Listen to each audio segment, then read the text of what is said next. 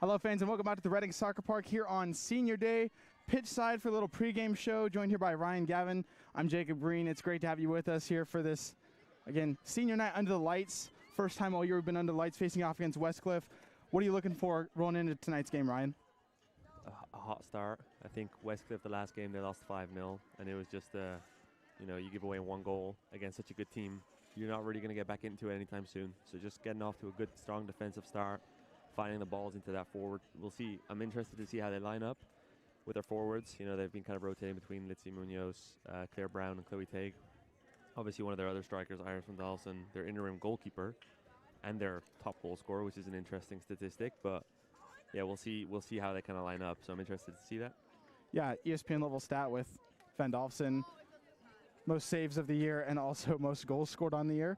And we'll see. She's a tall order again tonight, facing off against Westcliff. Like you said, 5 goals last time they played. Right. 0-4 historically against Westcliff. So be a great time to get that first win here on senior night. And we'll be looking forward to it again. Coming to you next, Simpson University Women's Soccer Under the Lights here with Jacob Green and Ryan Gavin. Thanks for tuning in. We'll be back in just a few to bring you kickoff as we get underway here from the Reading Soccer Park on the Red Hawks Sports Network.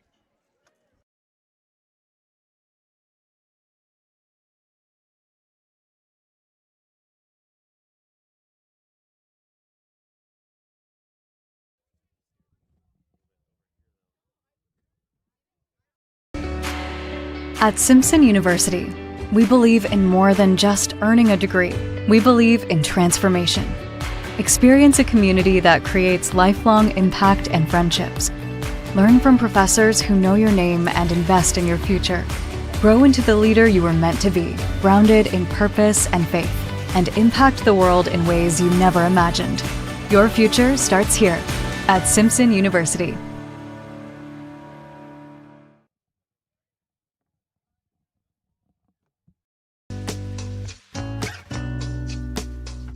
I think you can go anywhere and get a degree, but where you're going to get the degree and have a little bit of a more meaningful impact in your life. Personally, it's brought me out of my shell for sure. I'm very introverted into myself. And then coming here, everyone's so outgoing and wants to know each other and wants to get together and hang out. There's so much to do. You can go hike or you can go down to the lake. Go play golf with people that work here. Never been fishing before, get it up here. Snowboarding, I mean, everything I've done with this community and the people has just been super fun. Academically, I have managed to put much more time and effort after practices, into the books. Before there's an athlete, there's a student. And you grow here a lot more just because the people you're put around and the professors they have here and just the faculty. The professors actually know your name. It's awesome. They want people to be here and they want people to succeed. You're never alone. There's always resources and people to help you. This will bring power into this, and then you'll have another one that's going to the light bulb. Living here has made me much more independent, and it has made me much more of a disciplined person. Feels like family. You feel supported by everyone you're with. It's a good community. People are so welcoming here. It's just an awesome environment. I think it's the best thing about it. I made the best relationships I've made in a really long time here. Building relationships and deepening your faith, it's allowed me to really go in depth within the scripture. Something that made me want to come to Simpson was hearing about how people have grown their faith with God. If you want to continue on growing with your faith, Simpson University is the best place. There's so much the school has to offer, whether that be spiritually, academically, sports. It's just good all around. And it's great people, great mentors, great professors, coaches, you name it. Everyone's here to help and everyone wants to see each other succeed here.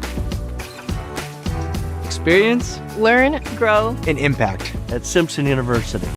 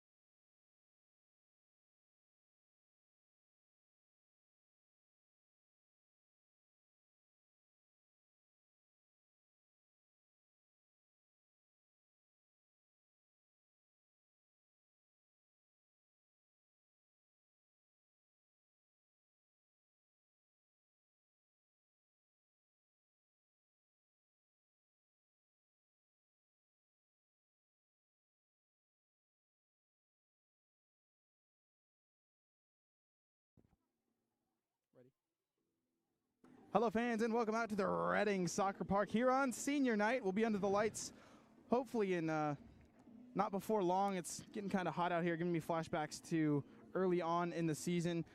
The Westcliff University Warriors taking on your Simpson University Redhawks again here on senior night, the final home game of the season. The women's soccer team historically 1-3 against this Westcliff Warriors team all time, and just see what they can do here against the Westcliff University Warriors as they do, in a sense, gear up for playoffs with this game where they will possibly play Westcliff. And yeah, Ryan, we talked about it in pregame a little bit, just what you're looking for, but looking for the Redhawks to come out swinging for sure. Yeah, I mean, I think that, yeah, like I said, when you come from a 5-0 loss away from home, you're coming here, you want to defend your home turf. Senior night too, so there's a lot more fans out here. A lot of these players playing in front of family and friends, so they want to show them what they're made of, especially for some of these girls. It's their last regular season game. Yeah, like you said, they'll play either Stanton or PUC in the playoffs, and if they win that, then likely they're up against Westcliff in the final, so you don't want to go let them roll you over twice. So after the 5-0 loss, it'll be important for them to come out here and make a statement. And in this game, again, Van Dolphin between the sticks, looking to face off against this very good Westcliff team, and it's really going to lie on her shoulders a lot in that defensive line to keep that ball from going in the back of the net here as we're about to get underway. A couple more seniors starting for these Redhawks, including Sophie McKenzie and what I believe is her first start of the season. Yeah, she hasn't played a whole lot this season, but she's come in, and every time she's come in, she's made a difference to at least like the effort and the press of the players. So that'll be a big thing for maybe Coach Milton. That's maybe what he wants. He wants them to just press early on, kind of strip the ball from these Westcliff girls who, you know, are unbeaten, and they're 25th in the nation right now ranked, and they're looking to get even higher. So as we're underway. Yeah, now we get underway after the whistle blows, and again, this is Jacob Green, joined here by Ryan Gavin on the Redhawks Sports Network out at the Reading Soccer Park. It's great to have you with us. Thanks for tuning in. We've enjoyed having viewers tune in all season. Mackenzie battling for the ball here with the 31 of Lauren Lizaraga. Quickly a whistle, foul call. Be a free kick just right off the bat here. This little boot sent toward the far side post, batted around and kicked out.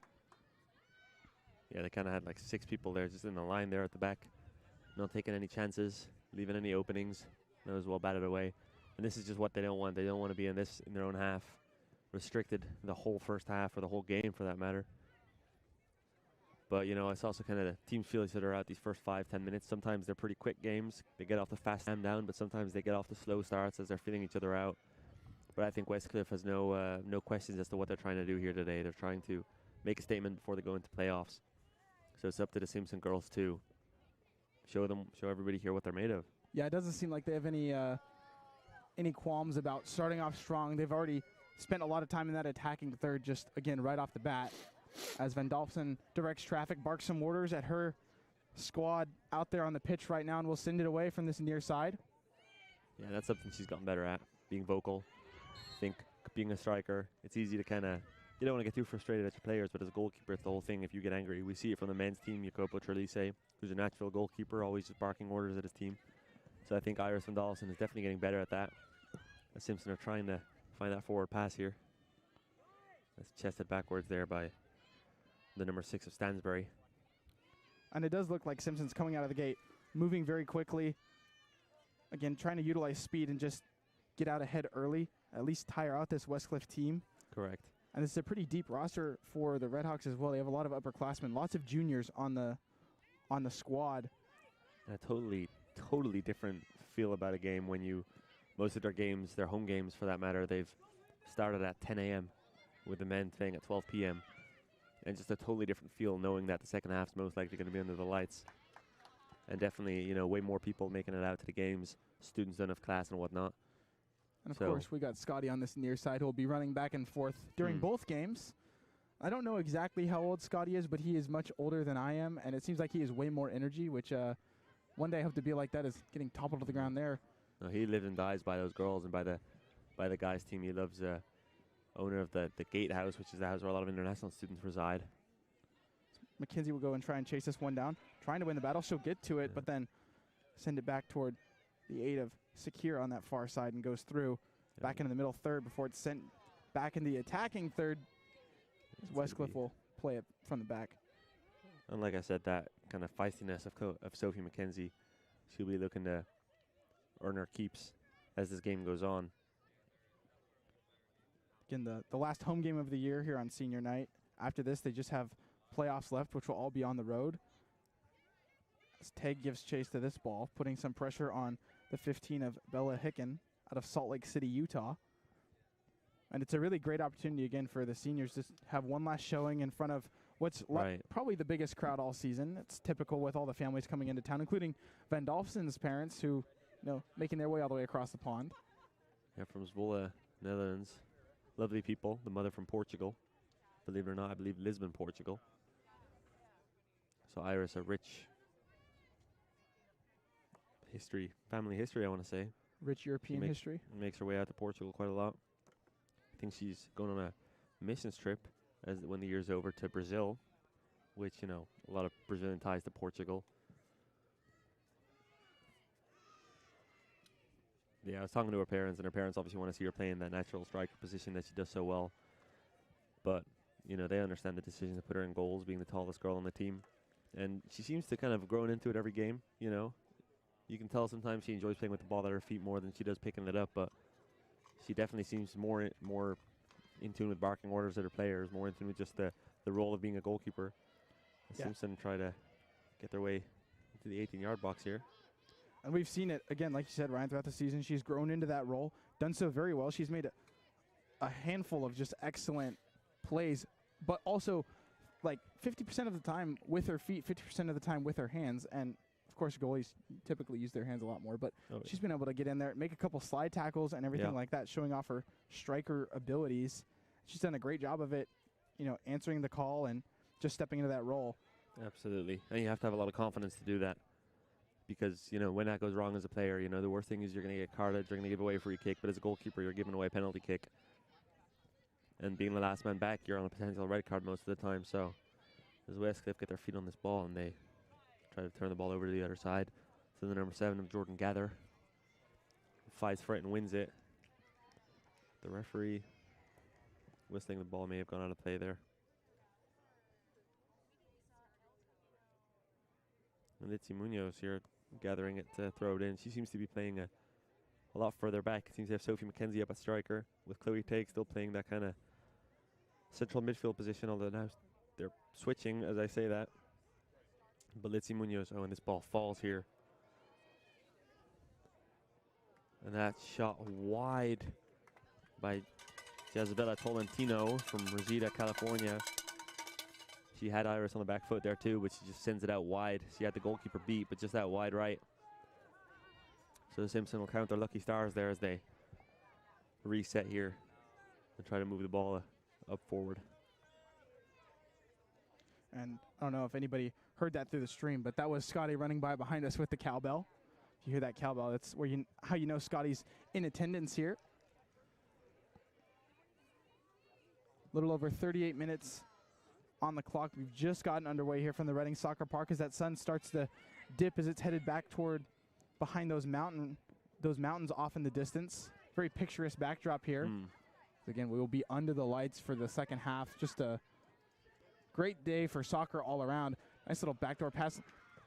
Bolden with the pressure, and looking across there was Westcliff's number 10, Andrea Reyes. I think that shot was just kind of outside of the boot when she wanted it on the inside.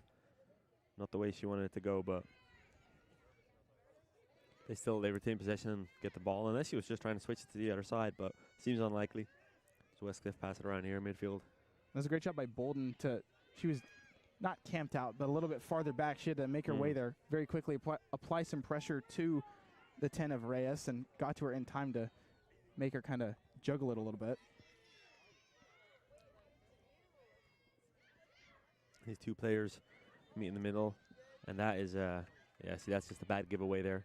Passing that ball into midfield, and that ball finds the 3, and that goes out wide left. A shot wide right and a shot wide left for Isabella Tolentino so far. She's been active, the senior forward from Rosita, California. But yeah, those balls down the middle, I mean, we've been talking about that all year. They're just killer. They putting it into harm's way, you know? Yeah, and we talked about it last game. When you pepper the goalie, eventually one's going to sneak through. It's the same with hockey. If you get peppered, Oh, yeah. your goalie can only make so many saves, and eventually they're going to get caught off balance. That's a very large space to have to defend.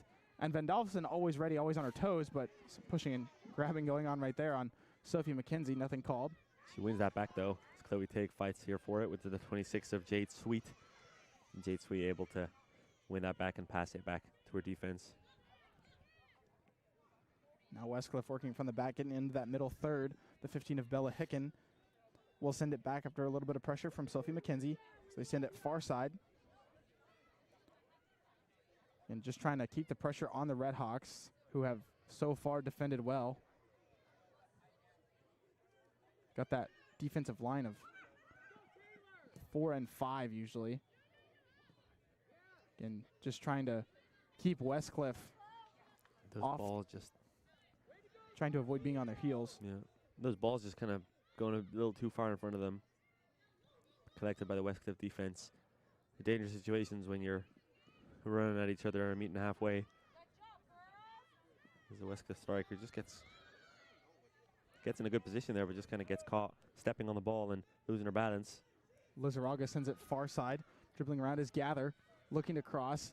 Sends it in, but poked out by the Redhawks. Now Gather will try again. Front post diving save by Van Dalfsen as she smothers that one. Yeah, that was a good little deflection there. Brought it down to the ground. Sometimes it can make it difficult for the keeper, but that shot had nowhere near enough pace to phase Iris Van Dalfsen. And not quite enough. Not enough beans on it. I like that. Beans. Sent up this near side before McKenzie takes it across the middle pitch. And Tries to play that ball, but she hands on head there. She knows that was a poor effort. As Kaylee Cockley, the goalkeeper for Westcliff, takes it at her feet.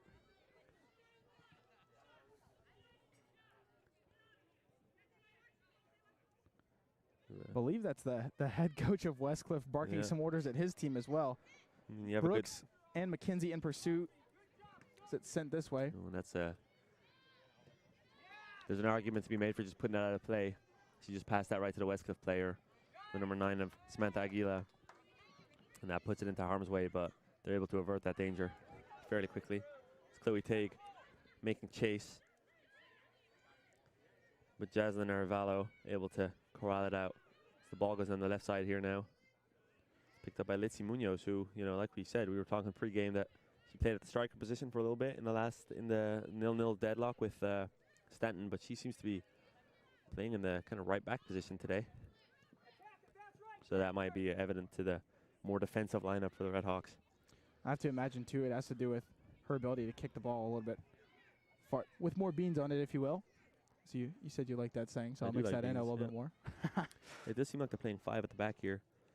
Maybe 2 wing fullbacks, 3 in the middle. Which is definitely something we haven't seen. No. That I can remember. No, definitely not. It's usually been 2 center backs. It's kind of the same as the men, 2 center backs, 2 wing backs. But now it definitely seems to be more of a defensive line. But that has allowed already for a couple of fast breaks, not necessarily clean breakaways, but just fast breaks where Teague and McKenzie at that front line are able to get up with the ball and take it across midfield. Yeah, the more players you have there at the back to be able to get that ball, the more kind of players you have looking for that next pass. And that will be a battle of not getting offsides for the Redhawks, if that is the case here. And the last game, we played a lot of offside calls on the Redhawks. Good little dummy there. Actually, correction, not a lot of offside calls. My apologies. Too many S's in that sentence.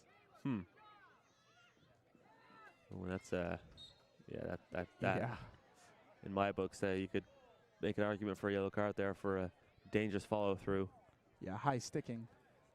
Yeah, you kick the ball and you just, you see someone coming at you, you follow through. That's intent to hurt someone, even if there's no real intent. You should be good enough at the game to know when to control yourself. So that's a bit of a dangerous tackle in my books. But she seems to be getting away with it. Obviously, early days in the game too, so the referee doesn't want to pull out a card just yet.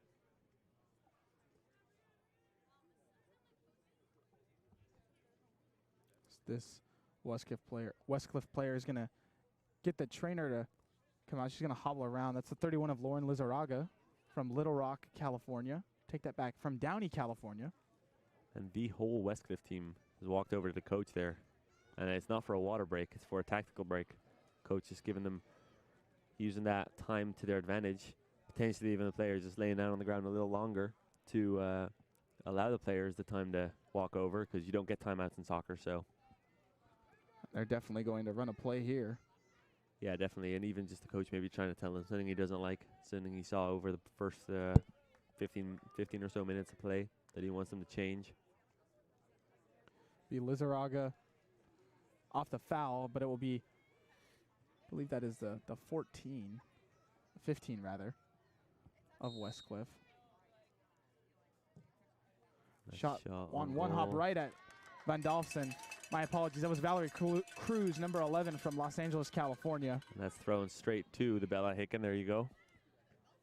It's headed away by Malia Bolden. Sophie McKenzie getting in there feistily, trying to fight for the ball. Off the double team, wins the battle before she's knocked down. Yeah. Little Zidane play there by the number 10 of Andrea Reyes. As they pass it back and reset. Yeah. Nice taking the shot, like you said, if you keep peppering the goalkeeper, but you can pepper them with those shots all day and they'll save them anytime. Especially Van Dolfsen. We've seen it all year where those shots that just don't have that much on them, she's able to very easily handle. Again, being a striker, you're used to having to have excellent ball control. So, in a way, it does make it easy for us. McKenzie fighting for this one. Winning the battle there is Taylor Brooks as she intercepts it. And ball goes headed right toward the booth. Great job by Taylor Brooks and Sophie McKenzie with the pressure there as the throw-in comes in from Bella Hicken. I think McKenzie could have corralled that ball in, but she just kind of, as soon as she kind of put on that pressure, she saw that Brooks won the ball, she just kind of ran back to her man, or woman, should I say, and just kind of, I think if she had to turn around, they might have been on for a break there, but good play nonetheless. And now Marlene Gonzalez will check in for Bella Hicken, who makes her way off the pitch. The throw-in coming in from the substitute. An early sub there, 15 minutes in. I wonder if it's actually the 18, my apologies, of Emma Robakin. 16 and 18 looking eerily similar, which was something we saw in the volleyball game yesterday. There's a couple of those jersey lettering and numbering on the back. Just a lot of those digits look the same depending on the font, especially from far away or high up. In this case, just the sun behind the player is kind of hard to read, but now clearly seeing that is the 18 of Emma Robakin. From Norway. From Norway. Jovik, Norway. I think that also, I do the stats for football, and sometimes I see the players, and their shirts get kind of frizzled up, and you just kind of don't see the color anymore, or don't see the number anymore. Excuse me. So here the throw for Simpson is throwing it forward, and Munoz from that back position all the way forward. Teague making chase for the ball after Aravalo, who gets it to her teammate, back to Aravalo. Aravalo passes it to the new addition of Robakin.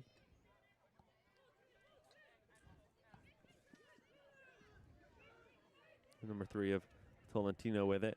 Tolentino looking, head up. It's the sign of a good dribbler, someone whose head is up as they're dribbling, same as in any sport. But she passes it to a Simpson defender, and now Simpson will hopefully enjoy a spell of possession here. Brooks on the turn, clipped at the ankle. Harmless foul, but a foul nonetheless. As Linda Jimenez will take this free kick, wondering if they'll go forward or back.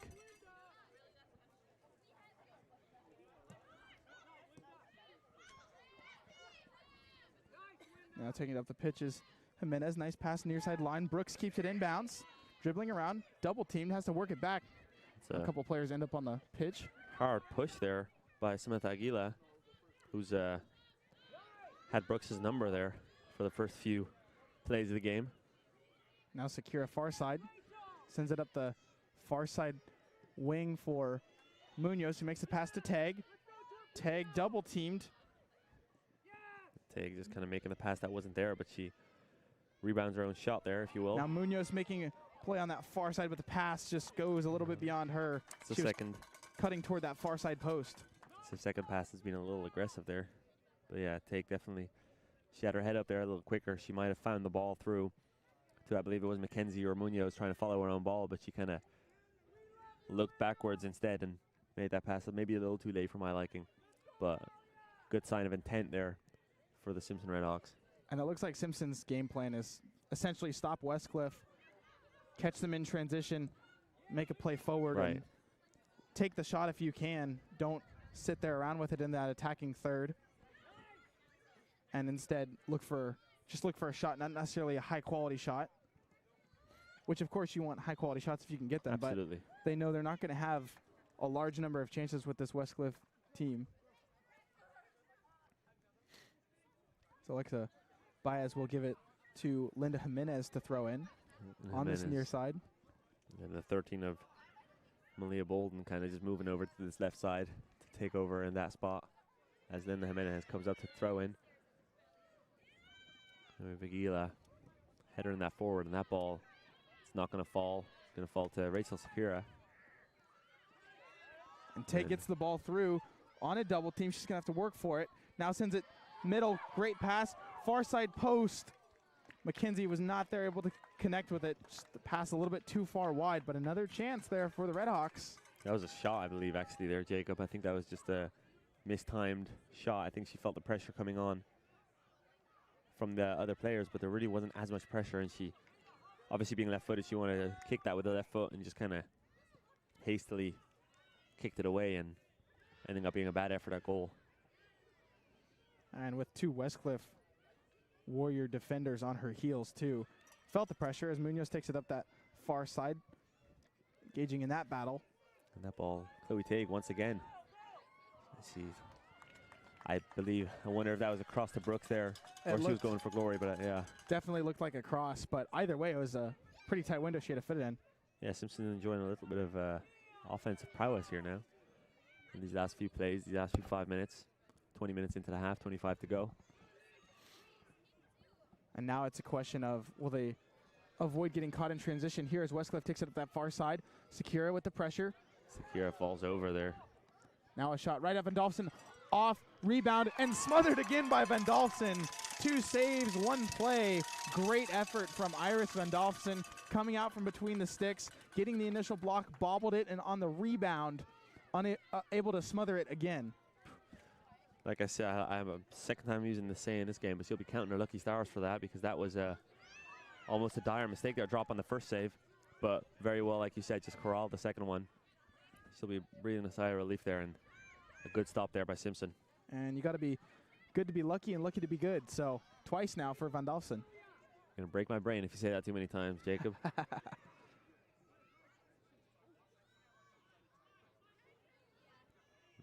Westcliff just enjoying a little more, and that's just a bad touch there by Jimenez. And Van Dolphin racking up the saves here. Wow. That shot there by the 31 of Lizarraga. Understandable there. I mean, she was running into that shot, but just hits that on the outside of her boot, goes wide right. And that was a nice, again, the shots are just straight at Iris, but that one was still point blank range, and it was still a good one to get her body in front of and stop. I'm not sure which Red Hawk it was, but there was a completely whiffed kick as that ball went through off the rebound where Van Dolphin blocked it the first time, and it caromed off of her back up outside the 18-yard box, and trying to get it out of that box and take the pressure off was one of the Red Hawk players. There's a bad read by Mackenzie as she just doesn't spot Munoz's run and just passes it behind her and out for a Westcliff throw. As Westcliff pass it back, and even Westcliff looking to go in transition, but happy enough to go through their own back four. As Aguila has it here. She gets the Broback, and then Broback and passes it into the number 10 of Reyes, who plays around with it. So probably try and kick it out for a corner, it seems. But no, as it seems she's just stronger and gets past. Nice chip shot. Van Dolphin having to come out of goal. Battles a couple of Westcliff players. Now backdoor kicked out of there by Rachel Sakura. But corralling it is the 18 of Emma Brobakken. Now far side, Brooks coming with the pressure, sends it far side post. Van Dolphin reaching up to grab it. Again, the defensive prowess of Iris Van Dolphin showing off all the different skills she's developed throughout this year in her time playing keeper.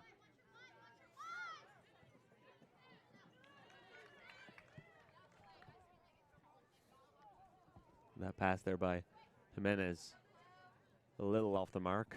She tries to find Brooks, but instead finds the patrons on the side. As Westcliff throw it in and play it around their back. And you see they're very eager to get forward, but they're doing it patiently, and they're going around their own back four. You see every time, smartly playing that, making sure they're taking no chances of playing through the middle, which is where you see the mistakes coming from. Yeah, definitely just, again, being very tactical with their moves in that back four, but also on their offense, when they get into that attacking third, they're running some sort of play every time, it seems like. Right, and they're just...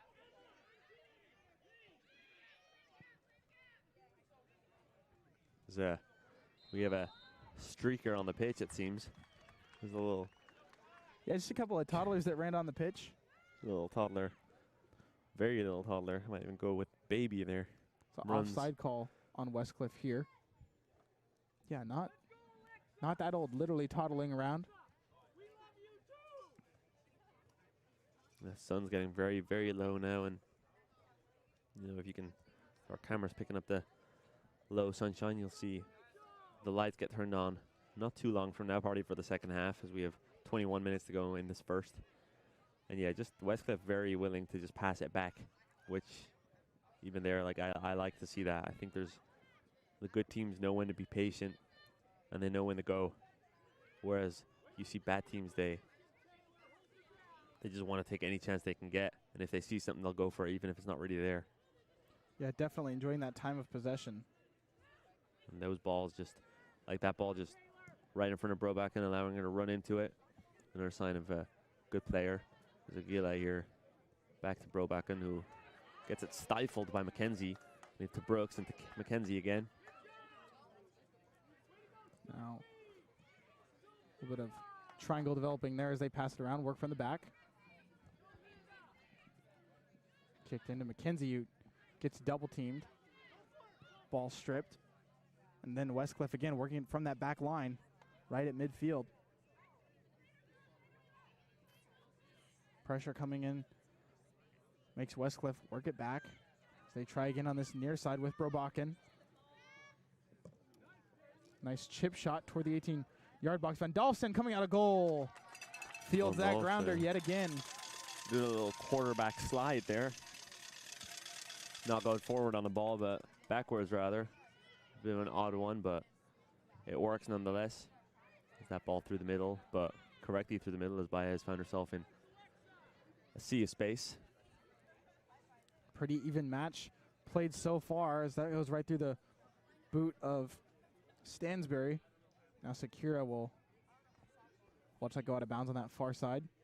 Yeah, both teams have enjoyed some attacking spells, but definitely Westcliff seeming the more confident and the more in favor of scoring the next goal, the first goal, but you never know how the ball rolls in these games. And also form ebbs and flows. Teams get confidence. Simpson, you know, we talked about that fast start. If they can keep the ball out of their own net for long enough, they might start getting a little bit of confidence. But the question is, can they do that?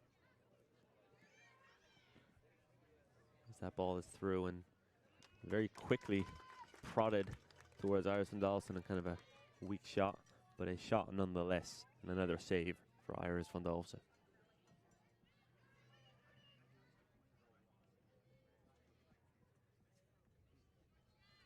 Van Dalfsen just stellar so far today, and right on time as well in a game that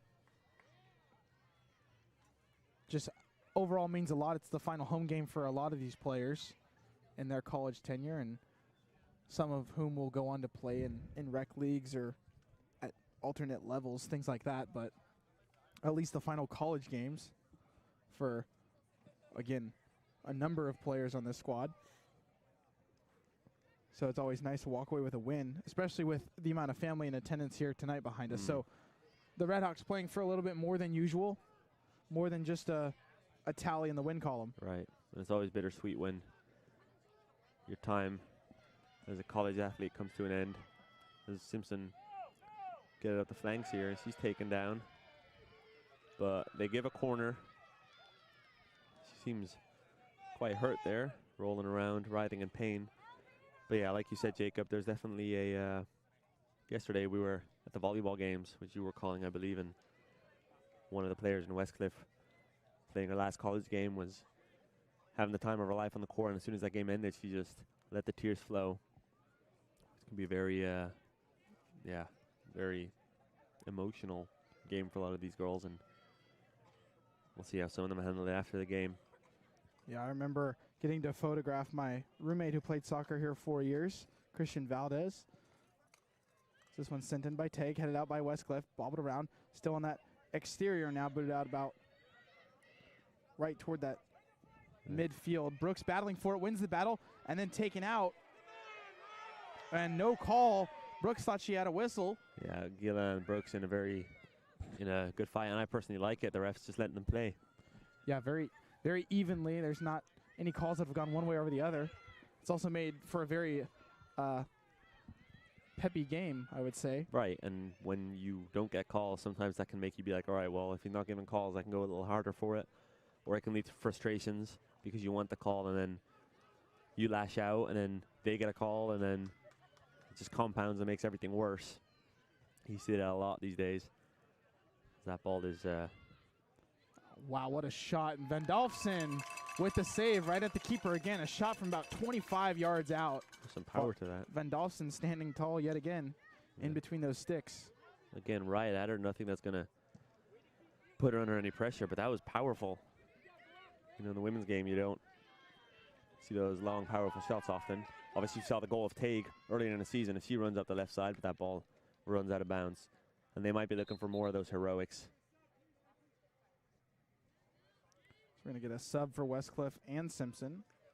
And just to get back to that whole senior game thing, got to photograph my roommate Christian Valdez's senior night, his family in attendance, and I remember it like it was yesterday. It was actually out at Foothill High School and getting to photograph those last few moments of what was his last dance. And just all the emotion taking over after the fact. They still had playoffs to play and everything, but last time he was playing in what was in front of a home crowd, again, in his college career. So just that chapter closing, and it is a beautiful part of these sports that we all love to watch, of course. So Westcliff will take it into the attack third. Bolden kicks it away back toward midfield. Karam's off of the 9 of Samantha Aguela for Lopez gets it. Lopez just checking in for Tolentino, along with newbie for Valerie Cruz. A little more urgency to the attack, not passing it all the way back there is Westcliff. A little more, that's just a bad touch and that goes out for a goal kick. But yeah, definitely a little more urgency for those girls. Want to get a goal, you know, they got off to a fast start in their home game on their way to a 5-0 victory. And they'll be looking for this much of the same here. Simpson try to hang on in the next 15 minutes of this half. And when we talk about hanging on, I mean, by no means does it mean that they don't want to win a game, but you hang on until you get that opportunity, and then when you get it, you take it. And again, it's looking for those quality shots, quality over quantity. This is a Simpson team that, of course, is hungry as they look forward to playoffs. And if they can beat Westcliff here, who knows what could happen in playoffs. Westcliff being the 1 seed, Simpson at the 2, and then Stanton at 3. Yeah, and Simpson would play Stanton, and I mean, they looked very much dominant 2 days ago as they tied 0-0. This year, Chloe Tague. Something is called here by the referee. It looks like he called an offside. There's no flag, so it might have just been a foul there. But yeah, I mean, Westcliff will be the heavy favorites to beat PUC, so the winner of, and then the winner of Simpson and Stanton would likely play this Westcliff side again. No, that was an offside call, but no flag went up. It was just the referee saw it. But I can't really say anything against this referee because before the game, you walked past our booth and he gave me one of the nicest smiles and waves I'd ever seen. Always love when the referees look forward to their job here, which yeah, I would argue is a pretty fun job. Oh, absolutely. Nothing like what we're doing, though. But also potentially they don't want us to talk bad about them. Yeah, definitely not. He sees the headsets, he's like a wave and a smile goes a long way.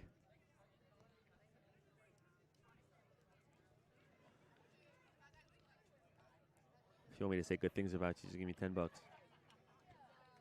Yeah, I'm gonna need a lot more than $10, especially if there's a bad call. So you're a grad student. I'm still in college. Take $10. $10 is not a lot anymore, that's for sure. It's about 2 gallons of gas, though. That works. 2 gallons of gas is 2 gallons of gas, especially if it's for free. You know, or you can just ride a bike everywhere. Not in Reading, you cannot, that's for sure. Everything's about 10 miles out of the way. You can try. It feels like. Yeah, you can try. Get shrocked legs. Taking a seat there is, I believe that's the 8 of Sakura. Great defending there by Munoz. And Sakura's Smart hurt. to She's get out. struggling to get back up under her own power. Looks like something in the lower leg. And Coach Milton not happy with the referee here, and he's talking a lot. And we have seen some coaches getting yellow cards, both in the form of Gary Weaver and Milton. So, and the referee calls for the clock to be stopped. As Sakura gets 10-2. I mean, the referee's going over to talk to the coaching staff. I mean, the players very, very close to being out of bounds, and I don't see why they wouldn't just take her off the pitch for a second as she gets 10-2 and continue play. But obviously the referee is not happy with something the coach said. No cards being shown, but a few words being had. Yeah, and Coach Milton and the referee talking things over. Not exactly sure what the nature of that conversation is, but he just got a yellow card. So yeah, the yellow card shown to Coach Milton. I mean, as I said it, and then we have the Westcliff players this time getting some water as well, but the same thing kind of going on as they're just talking to convening with their coach. Simpson's coach now with their players, but he's more kind of egging on his girls. He's not really giving them any tactical advice as he's going back over to the referee. And Rachel Sakura being carried off here, so on her senior night game. It looks like it might be coming to an end early. I wonder if Simpson make a substitution or if they will hold out to see if she's okay, but being carried off is never a good sign. Never a good sign. Like I said, it was that lower leg. Yeah, so we see the number 23 of Haley Allen coming in for Rachel Sakura.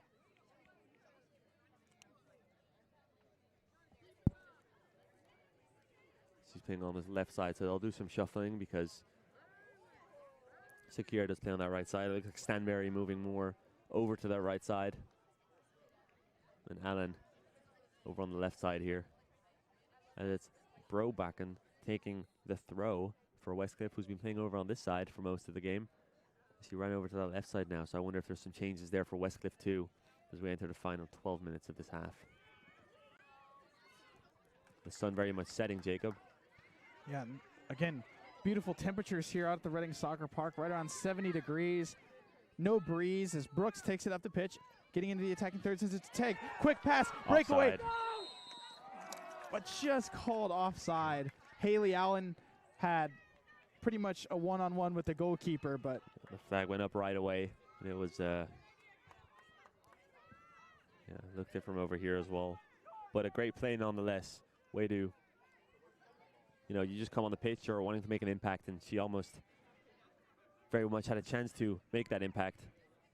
So good on her as here. Oh, the lights just came on here at the Reading Soccer Park. Still very long time from coming into effect, but Westcliff will send toward the 18-yard box. Poked out yet again by the Redhawks. Westcliff establishing that perimeter outside the box. Linda Jimenez trying to get ahead to it. Kind of scares the number 14 there of Botero. Now that ball Tague. goes to Tague. She slips. That turf coming into play yet again. We've seen it a few times when players get up to speed. Those cleats just stop grabbing as well. And when you have wheels like Chloe Tague, which again we've seen all year, when you try to make a quick turn like that, it's like taking a corner too fast in a car. You're just going to lose grip and go down. And Madison Edwards, who had a great game against Stanton, she's featuring now for Simpson University, but she just made a crucial mistake before that breakaway by Chloe Tague. whiffing the ball, and it almost resulted in a very dangerous Westcliff attack there. But Westcliff now have a corner as the temperature is dropping very, very quickly here. And Iris Vandalfse jumps onto that ball. A chance for the Simpson defense to play some of those Westcliff offensive players offside, but they decided to stay in their corner formation in the goal.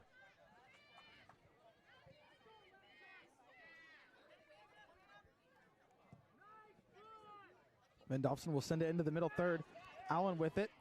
But then and Allen just runs into the brick wall that is Jaslyn Arevalo.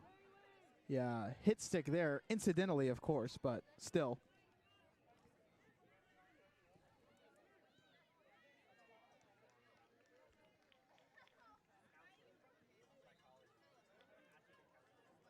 As this goes out of bounds on that far side, a little right at 9 minutes left to play here in this first half, rather.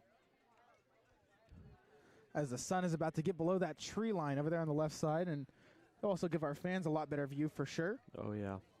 Also And does. Yeah, I was going to say, and make our lives a little bit easier, because right now when they play in that sunbeam over there, it's just basically unable to see, and I've got sunglasses on. I know I lost my sunglasses like 2 months ago, and I'm still waiting for that $10 to be able to buy a new pair. Booted out by Westcliff on that far side. Headed back in by Santiago before Westcliff immediately gets it back, sends it into the middle third now. Jimenez with just a dangerous ball there into the middle. Not really finding anyone as they almost clash heads there, but Brooks gets that and that is passed out too. So we get ready for another sub. Number 34 of Kate Cox of Aliso Viejo, California, coming in, making way for Lauren Lizarraga, who hasn't had too much to say in this first half, but made some good defensive stops there on the run of Chloe Tague.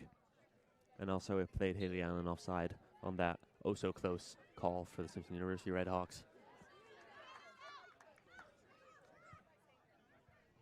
Emma Albino is also on the field. She throws that in and comes right back to her. Tay gets slide tackled from behind as that pass goes a little bit off toward Haley Allen. Great slide tackle from the 12 of Emma Albino from Waterford, California. It's a small little town. Waterford, that's down south. one of the biggest cities in Ireland, Waterford, where my uncle lives. It's definitely one of the police officers. one of the smaller cities in California, rather, not the U.S. necessarily, but for California. Oh, that ball just not far enough in front of Brooks, but threaded the needle there to Baez to get it to her as they try to play a triangle. And you just see that kind of, just that pass behind her. Just kind of stalls play. But that ball.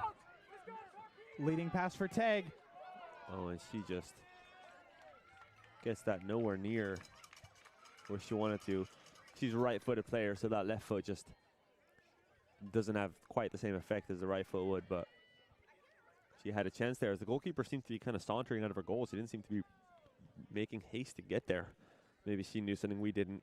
Yeah, Cockley, the keeper, just coming a little bit out, but slowly, and then all of a sudden the pressure, the shot sent by Tag as she tried a little chip shot over Cockley as she came out.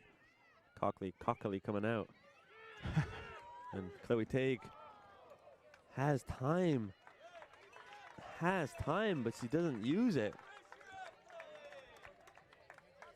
Just shoots that as soon as the ball got to her, and she did really look like she had time to maybe try and run that in. I mean, the defenders were definitely coming back to her, but you know, you think with her skill, she'd be able to get by there. But you know, Simpson definitely enjoying some more attacks as we have under 6 minutes to go here in the half. First field goal of the game for the Redhawks. I know. There's 3 points. Just and not in Litzy soccer. Munoz with her hands all over the number 7 of Jordan Gather. And we saw her make some.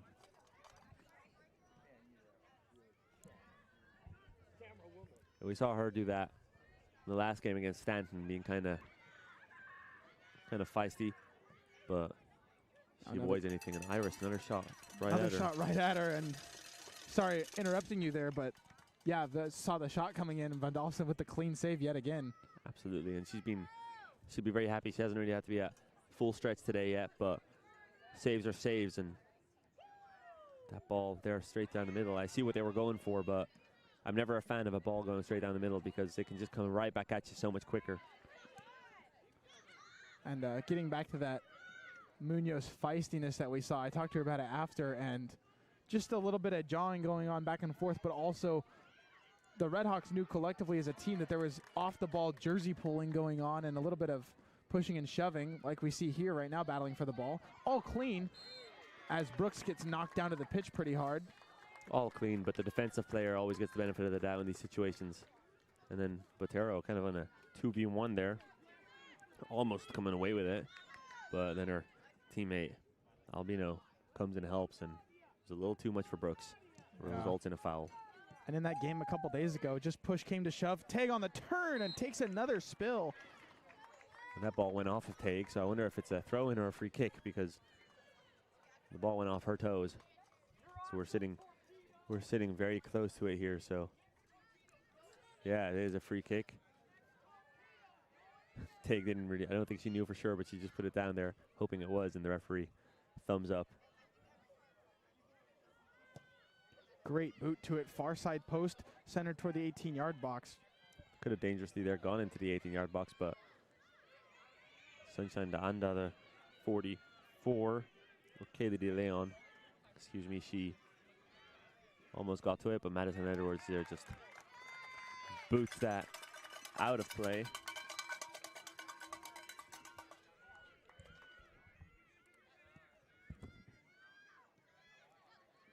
See the 12 of Albino collects it here in the back right. She passes it back. We've been saying it all day. They play it back very smartly and playing around the left side here. And yeah, like I said, they're not afraid to be patient in the build-up play. As Broback and just weaving through players here. And Iris thought about coming out of her goal, but she stays in. And that ball goes through. And then the number 17 of Emilette Lopez, the freshman from LA, California.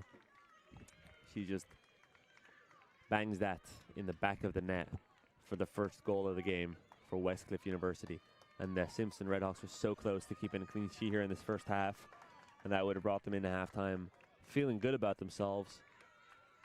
And they still have a lot to be proud of in this first half, but being on the back foot now, they're going to have to, if they were playing a back five, they're going to have to start playing a little more offensively, and you already see them kind of set up more offensively. 3 in the back now.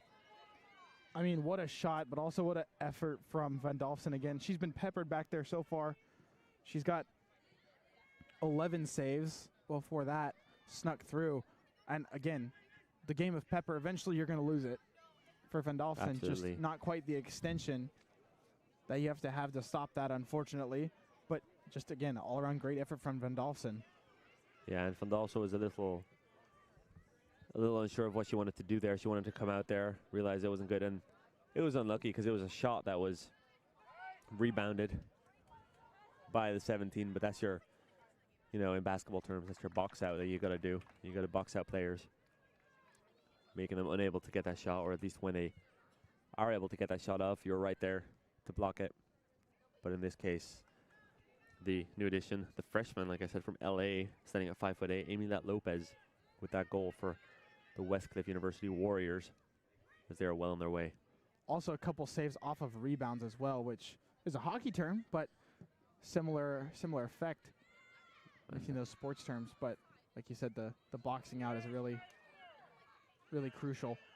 It's De Leon, rather, falls to the pitch, gets up quick. The 3 of Jimenez at the ball there, and she just kicked it kind of cross field, which is just always dangerous because it, like I said, that ball just across the middle is not often going to end well for you.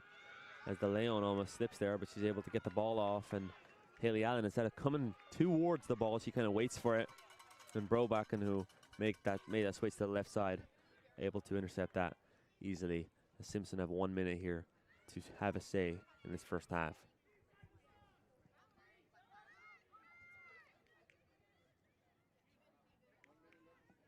Simpson will try one more offensive push. Here's the throw in. Will come in on that far side. Goes to Santiago. Bobbled at the boot, trying to get around it. Pressure coming in from Westcliff. looking for a little bit of help, nowhere to go. Battling for it on that far side line. Now goes to Munoz, to Deanda. And she just looked straight back. If you turn around, 16 Baez was there, making herself open. I don't mind this play, though, playing it around the back, trying to create one more chance for yourself with 28 seconds to go. Menez will send it in. Baez is being kind of clawed at, and the clock continues to run. 18 seconds to go. We're under 15 seconds to go now, so they'll want to take this quick, and they do, to Jimenez, and she tries to put that into the box. Now in the box, headed around, bobbled, and kicked out by Westcliff. Huge chance there. As the clock winds down and we go into halftime, that was just a poor effort there by the 14 of Nadia Santiago, the midfielder from Oakland, California. She got herself through, but just that ball just wasn't traveling fast enough for her to get any pace on that header, because she bet the goalkeeper, but the Westcliff defense comfortably able to punt that away from goal. But a great chance nonetheless there, and that would have added some spice to this game for the first game of the season against Westcliff. Especially right before halftime, where, again, emotions running high tonight on senior night, but also tempers may start to flare as we progress through this game. Lots of antsy play, a little bit of pushing and shoving going on. Very physical game so far, and not unfair physically, but just going both ways, and no yellow cards or fouls called in excess by the referees. They're letting them play, letting them be a little bit physical, which you love to see. Makes for a really fun soccer game. We'll be back in a little under 15 minutes for the second half. This is Jacob Green and Ryan Gavin on the Red Hawks Sports Network. Westcliff leads by a score of 1-0 at half.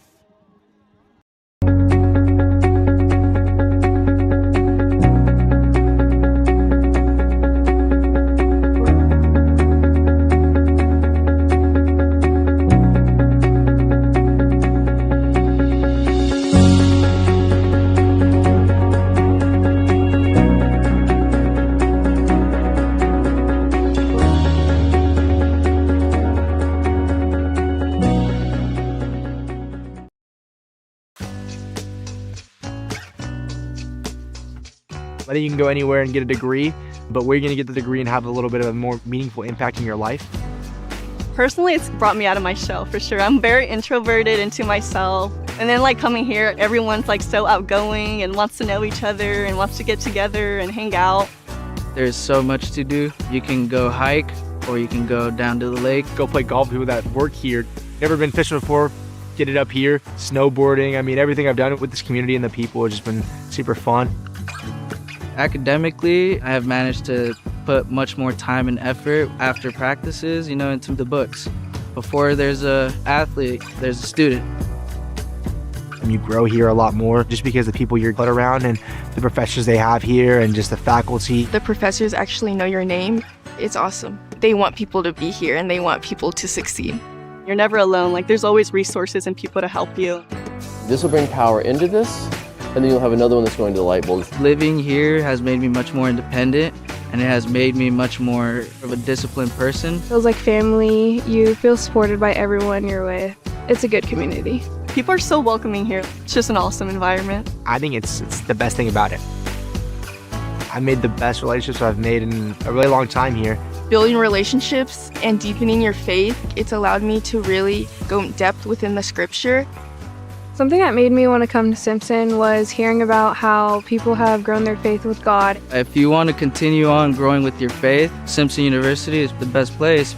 There's so much the school has to offer, whether that be like spiritually, academically, sports. Like it's just good all around, and it's great people, great mentors, great professors, coaches, you name it. Everyone's here to help and everyone wants to see each other succeed here. Experience, learn, grow, and impact at Simpson University.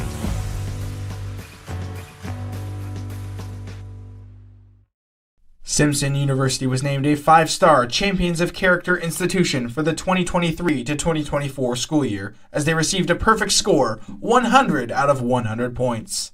Simpson University has also earned the Sportsmanship Award in the California Pacific Conference for the 2023-2024 school year, as they embodied true professionals on and off the field. You're tuned into Simpson University's Red Hawks Sports Network and KCNR Shasta Redding. Need a plan for future goals and investments? Call Merrill Lynch Financial Services today. They can help you build a successful financial plan. Simpson alum David Van Dyke is committed to creating a financial plan that will help you reach your long-term goals. Simpson University is a proud sponsor of Nike, the official on-field gear of your Simpson University Redhawks.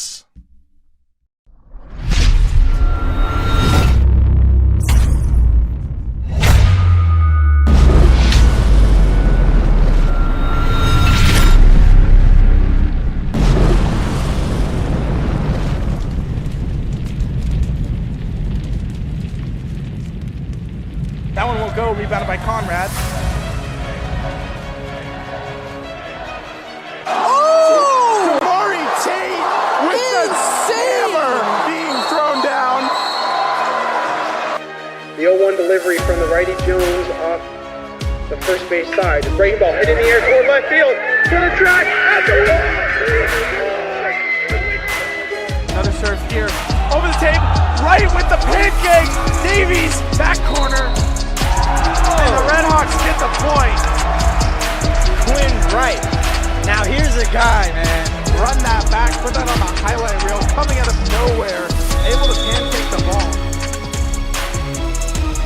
Takes this one towards goal. Leaping up and in. Chloe Take from deep. What a fits it between the crossbar and the full extension of Gabriela Montez. That'll put the Redhawks up by 1. What a shot from Chloe Take. Deep from, oh my goodness. Dre is unconscious right now with 21 points. You're tuned into Simpson University's Redhawks Sports Network and KCNR Shasta Reddick.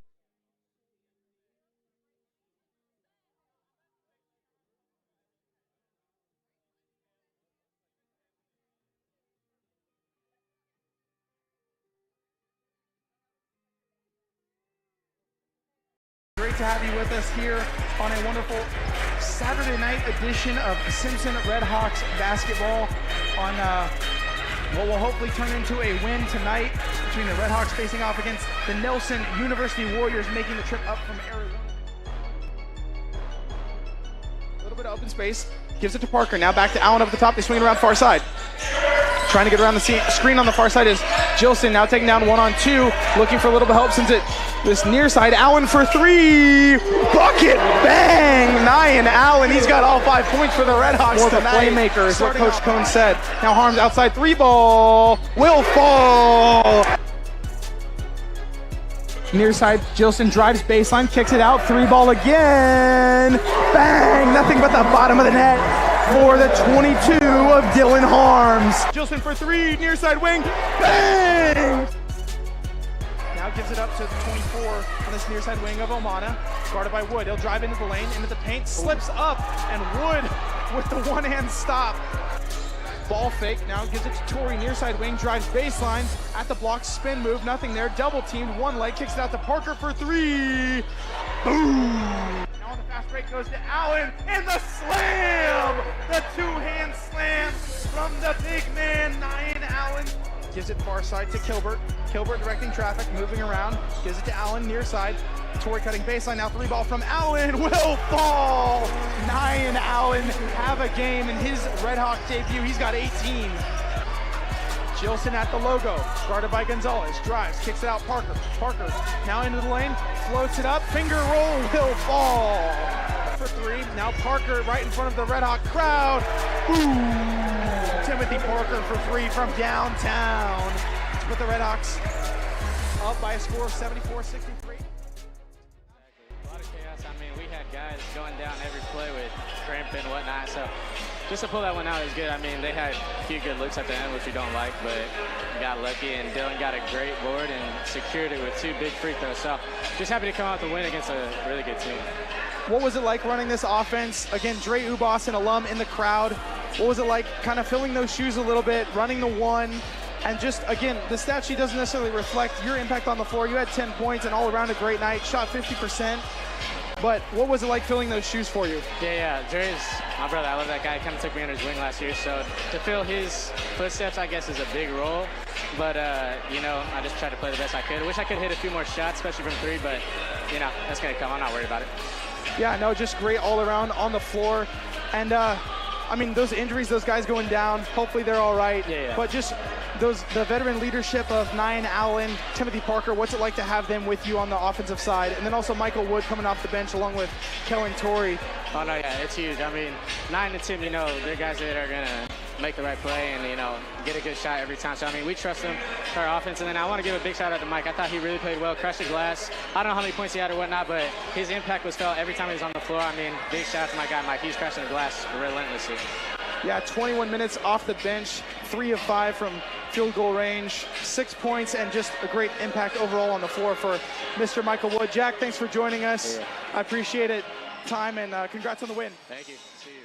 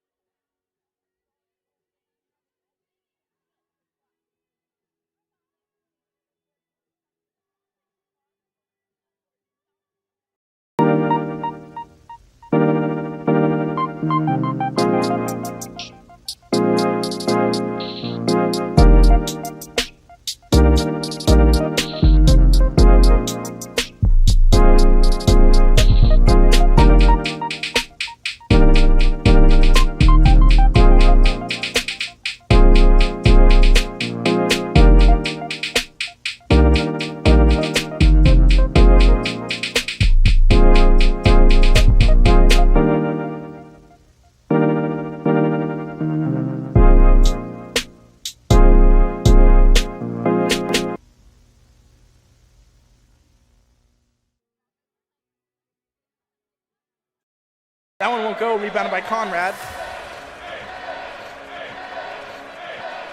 Kamari Tate with the hammer being thrown down. The 0-1 delivery from the righty Jones off the first base side. Breaking ball hit in the air toward left field. To the track, at the wall. This is Ezekiel Anderson's chance to put it in the end zone here with a second try. Receiver in motion, that's Selly. Turn and burn, goes back. Shotgun formation, handoff goes to Ezekiel Anderson.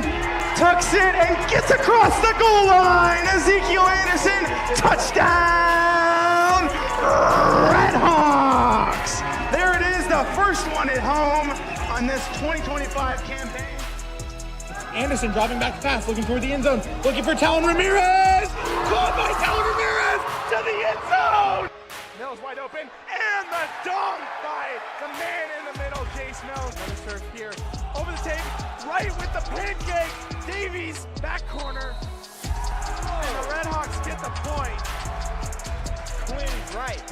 Now here's a guy, man.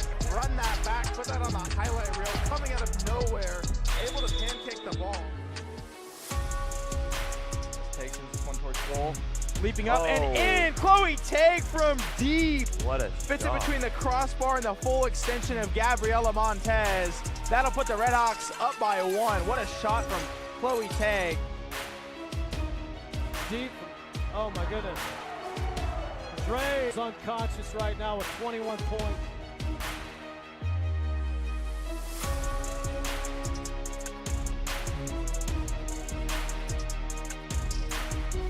You're tuned into the Red Hawks Sports Network.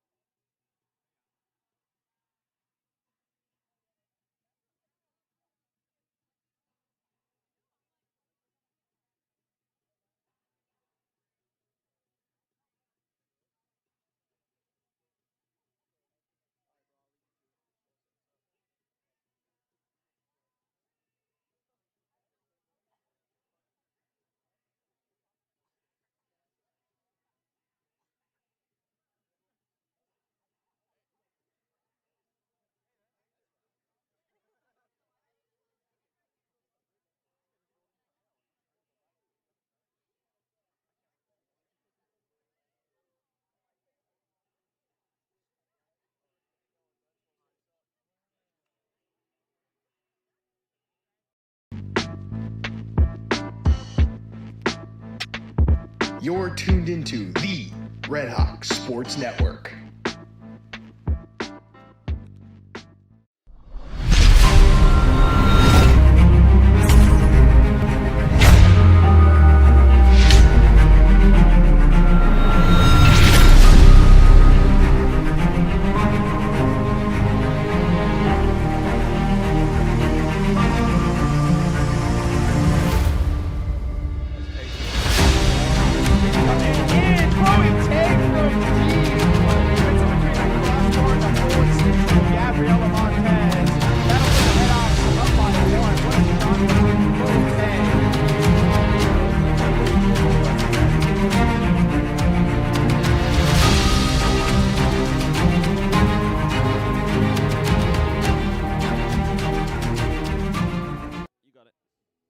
Hello, fans, and welcome back to the second half as we're about to get back underway here from the Reading Soccer Park.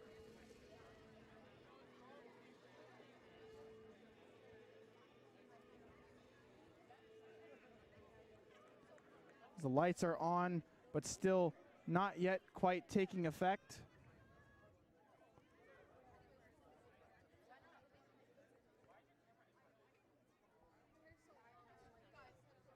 Again, Jacob Green joined here by Ryan Gavin. It's great to have you with us here on this Saturday night under the lights from the Reading Soccer Park. As we get underway now, the Red Hawks down by a score of 1-0, looking to work from the back. They were raring up the pitch there, ready to attack there, but the ball comes towards us, stopped by the MVP Scotty, who you saw there in the right side of your screen.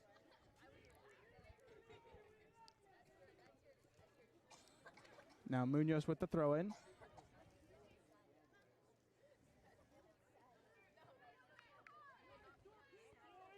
Just not winning those one-on-ones so far there. And that headed chance at the end of the first half, I asked one of the patrons if that was anywhere near, and he said no.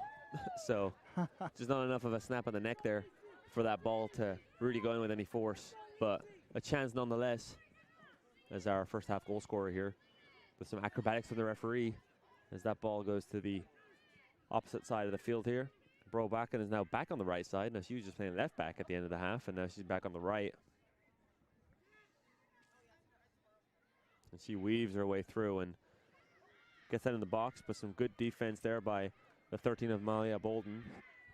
And then some good defense by Nadia Santiago, thwarting that ball away. Now it goes into the box there and headed away by Litzy Munoz, who comes away with it, but and then in the bottom half. Yeah, just unfortunate there for the Red Hawks, which that's kind of been the story now with Westcliff up 2-0. I'm not quite sure I saw who was the goal scorer there.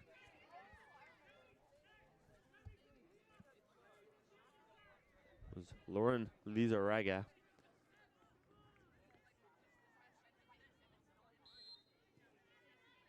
The number 31. Getting that goal on the sheet.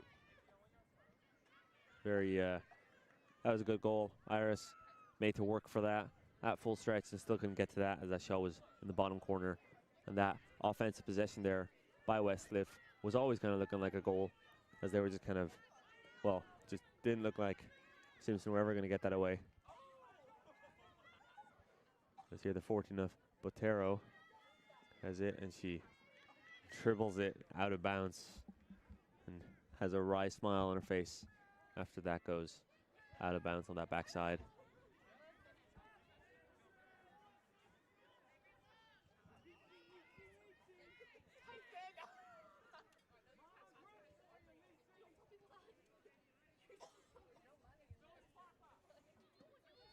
Iris punts it away down the middle to the goal scorer, 31 of Lizarraga. Van Dolfsen showing off that boot yet again, getting into that middle third, trying to help out the Red Hawks as much as she can. Indeed.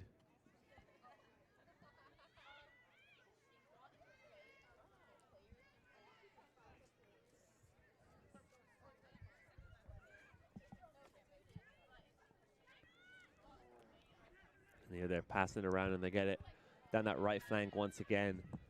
And you do wonder if the floodgates are going to open, but no, they won't, as that is again dribbled out of bounds by a Westcliff player for another goal kick for Eunice von Dolphin.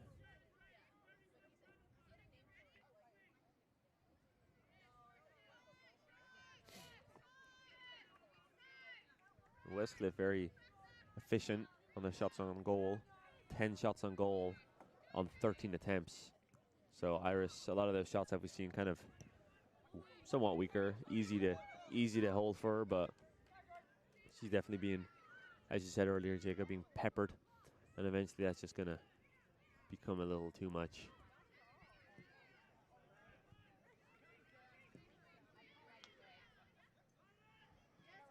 Chloe Teague getting that to the 23 of Haley Allen over there, who, instead of going goalwards, takes it away, but that's thwarted away by Bro Bakken of Norway.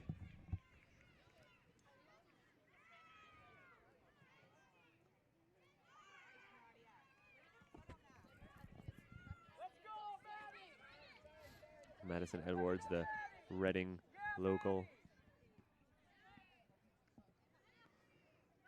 tries to get that forward, but it's intercepted by the goal scorer of the first goal, Lopez, as Chloe Teague is fighting for it with the 7 of Jordan Gather. And Westcliff will work it back from their goalie. Now passing around that defensive line. So we are officially under the lights now. They've taken full effect here. A phrase I've long awaited to say, especially in the heat of those earlier games in the season. We'd be playing at 10 a.m. and it'd be 95 degrees by halftime. Right. I know that was, and we'd be in the shade until about 11:30, 12. But as soon as that sun hit us, well, it was over for me. I got back looking like a dried tomato. Yeah, I again calling games on the radio for the Colt 45s this past summer. Just brutal conditions sometimes where it was 105, 110. So when I was out here wearing long pants, trying to look professional in a polo and everything, a little bit more brutal, but thankfully Curly Wilson and Sam Nakata had us under that canopy. So again, throughout the season, thankful to both of them. And really helping us out on the back end of things behind the scenes. There's a lot people don't see, including Jill behind the camera and working the production side, the scoreboard and all that. And if I was quiet earlier on air, and now both times that Westcliff has scored a goal, I was working the camera. So I'm going to stop working the camera in hopes that Simpson can put one in the back of the net. Botero not able to get in front of the defensive players of Simpson, as they have a corner kick, which is played in short here to the 17 of Lopez. And that's going up, and Iris gets a hand to that, and she scares me because it kind of hits her gloves and does a little jump almost out of it, but she's able to corral that in, and that shot, not her best effort.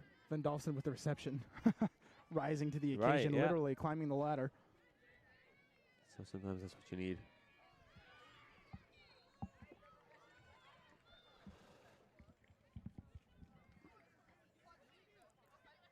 So Halloween last night, over. What did you do for Halloween, Ryan? Because I'll tell you right now, I did not do anything different from my normal activities.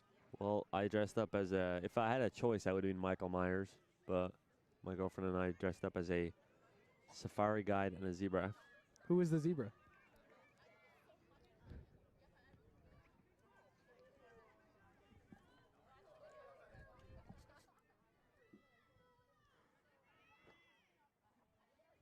No zebras on the safari you went on, apparently. As this one sent in toward the goal, Van Dolphin snares it. Bobbled now on the pitch, and Van Dolphin covers it up. Very good. I was the safari guide. My girlfriend was the zebra, but it was a bit of a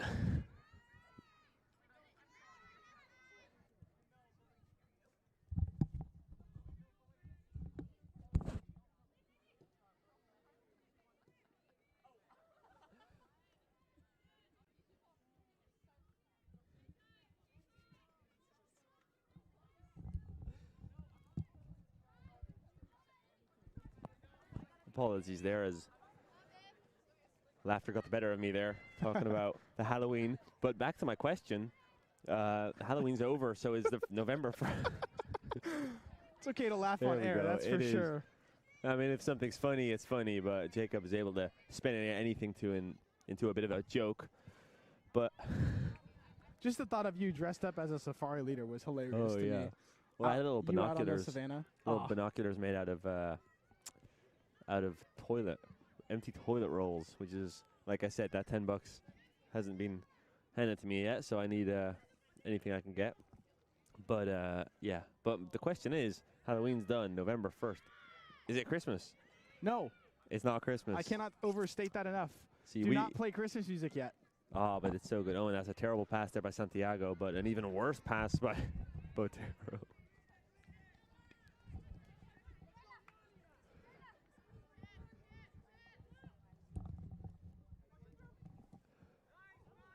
And that ball up forward. And it was a 2 versus 3 there for the Simpson offense. And Santiago here, chance to redeem herself, and she does. She gets that ball into Chloe Tague, who tries to find Haley Allen, who very speedy herself, but Brobacken just outrunning her there and gets this ball to Botero on the side. So to my point, I don't have, being from the Netherlands, we have a celebration of some sort on December 5th, which is like a St. Nicholas spin-off, but we do also have Christmas on the 25th. So a lot of people think it's too early as well. But where I'm from, really, like Ireland, there is no Thanksgiving. So November 1st, I mean, they start the Christmas stuff in October. So I say, let it happen. Let it snow, You know? is what you're going to say?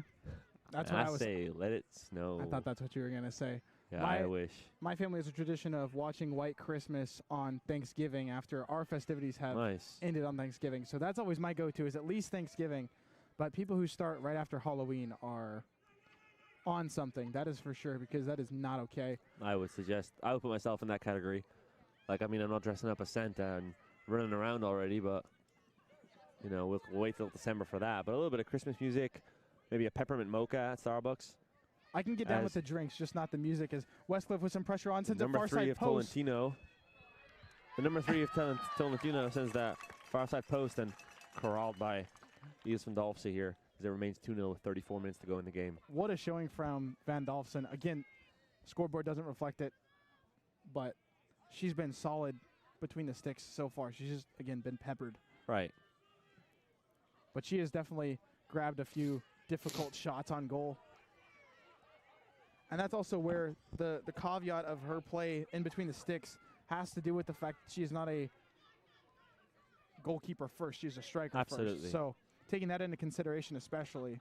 Absolutely. Every game tends to be a great showing for her.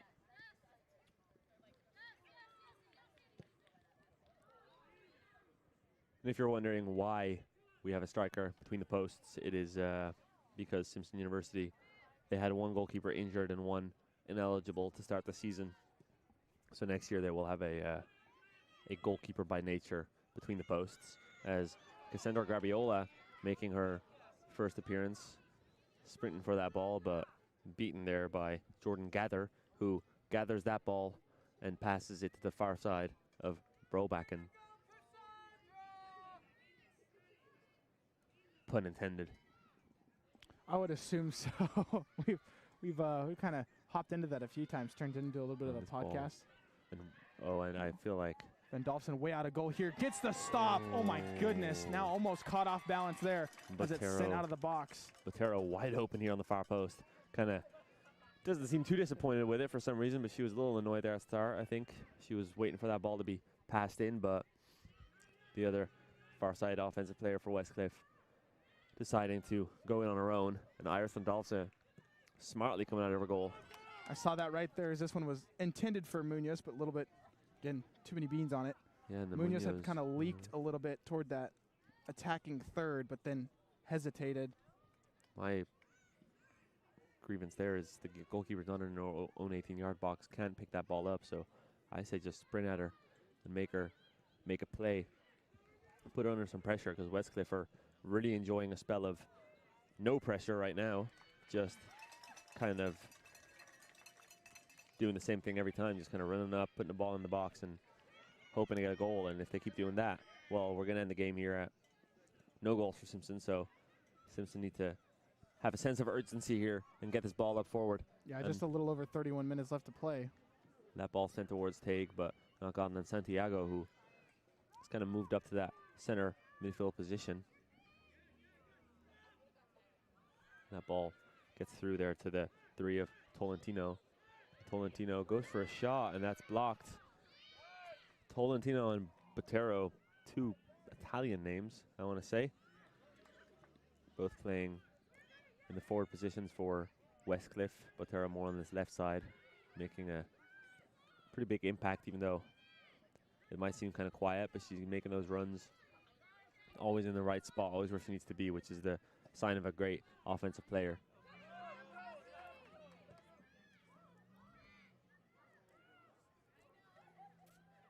Again, Westcliff just working that ball around slowly in their defensive third. Kind of having all the time in the world at this point, up by a score of 2-0. They have plenty of time to just burn off the clock, but Simpson's going to have to start applying pressure quicker rather than later. And that ball goes back a little bit close to the Westcliff defense for the Lycan, as Madison Edwards, the freshman from Reading, doing a great job there dribbling through, but yeah, through the double team. Some great stuff from the freshman. and she played on the left side in the last game against Stanton when she really made an impact, which it just goes to show, again, like this is the 13th game of the season for them without friendlies and preseason games, and they still kind of jumble around their lineup. So the question is kind of what is the end goal? What is the, what is their lineup? If we don't know that by the playoffs, then it's always a worrying sign for a team. And it is possible that players just play different roles and they play them all well, which means there's no difference. But if you look at like Premier League teams and MLS teams, they don't really change it up too much. They kind of have what they like and they go with it. Pass there just beyond the foot of Baez, who is cutting through. And also the backdrop behind the scene right now with the lights on, just a hue of orange and pink, a little bit of blue. Bluebird skies. Yeah, bluebird skies overhead at least. Not necessarily off in the distance, but another great scene all around. Look at a free kick here, wall set. Tague to kick it away. Tague to take it? Tague to take it. Say that 10 times fast. Little chip shot, far side, headed around by Westcliff. Battling for it there. Unable to get to it. Now Westcliff will try and kick it out of the box. Now chip shot right toward the goalie. Just a nice little pop fly right at Cockley, who will easily snare it. I wonder if that'll go down as their first shot on target. Technically, that header in the first half was a shot on target, but our stat sheet's still saying 12-0. Now it's saying 12-1, but you got to start somewhere there.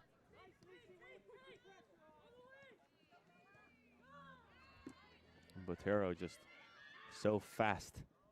Wow. Down that wing. Sends it far side post, but spinning just a bit wide. That would have been some goal and getting some appreciation from our teammates here. And we had a great angle of it as well. It was spinning toward that top right corner. It looks very picturesque indeed with the kind of color of the sky. Not something I've seen a whole lot growing up in the city. And Sunshine de Anda makes her first appearance. Litzy Munoz coming off.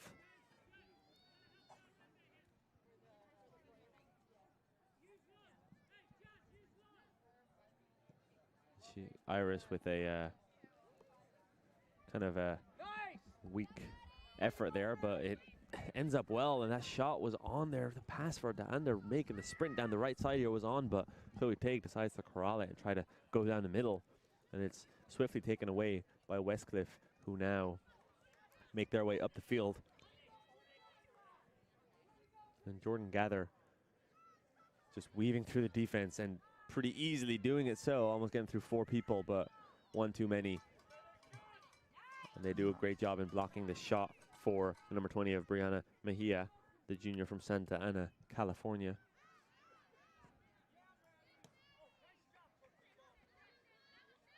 Teague keeping it inbound, sends it towards the middle. Pass goes way on that far side where Taylor Brooks is not able to get to it.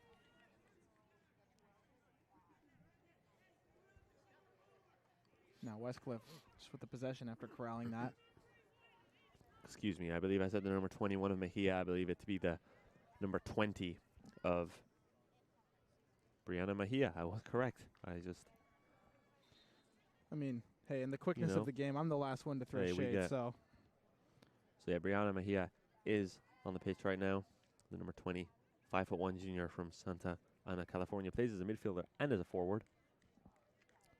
Now, kind of in that forward midfield role, kind of switching both. And Westcliff still very much pushing for more goals, even though they're already up 2-0. And now Serenity Torres will check in for Taylor Brooks, along with Sophie McKenzie back in for Grabiola on that front line. Yeah, and Grabiola, a very good player. We've seen without goal scoring, we've seen what she can do, but she was just being outrun there by the 7 of Gather in the front right position there. And there's a great tackle by Nadia Santiago. And that's punted away there by Linda Jimenez. The ball finds the middle of the pitch. And Baez is not able to really get a boot to it as it falls to Westcliff. Oh, what a steal from Sophie McKenzie. Just popped right through. And that pass from Teague was a little bit wide. Yeah, a little bit ambitious for sure. That's what kind of happens when you have 25 minutes to go and you need 2 goals. I'm not sure if Simpson really feel like they can, but you have to have that belief somewhere in the depths of your core. The goal scorer, Lopez, fighting for it, and Bolden comes in. Especially if you pull within 1 here for Simpson, all of a sudden you're a PK away or even just a quick transitional goal away. So Westcliff will put a shot on right at Van Dolfsen, who drops it again, but just falls on top of it. But able to keep it in front of her. Absolutely. That's all that matters as a goalkeeper, especially when there's no one around you. Van Dolfsen looking for that next pass. She finds a Westcliff player, but it swiftly goes to Santiago, who tries to get it forward to Chloe Teague, who was almost able to get there, but it gets picked up by the goalkeeper, Kaylee Cockley, who swiftly gets it out to the back right of her own team. Lopez here making a run, stealing that from Baez and making a run for it. Seems to be getting a little bit of a pull on her shirt, but she still has it. She's running around this right side with it right now.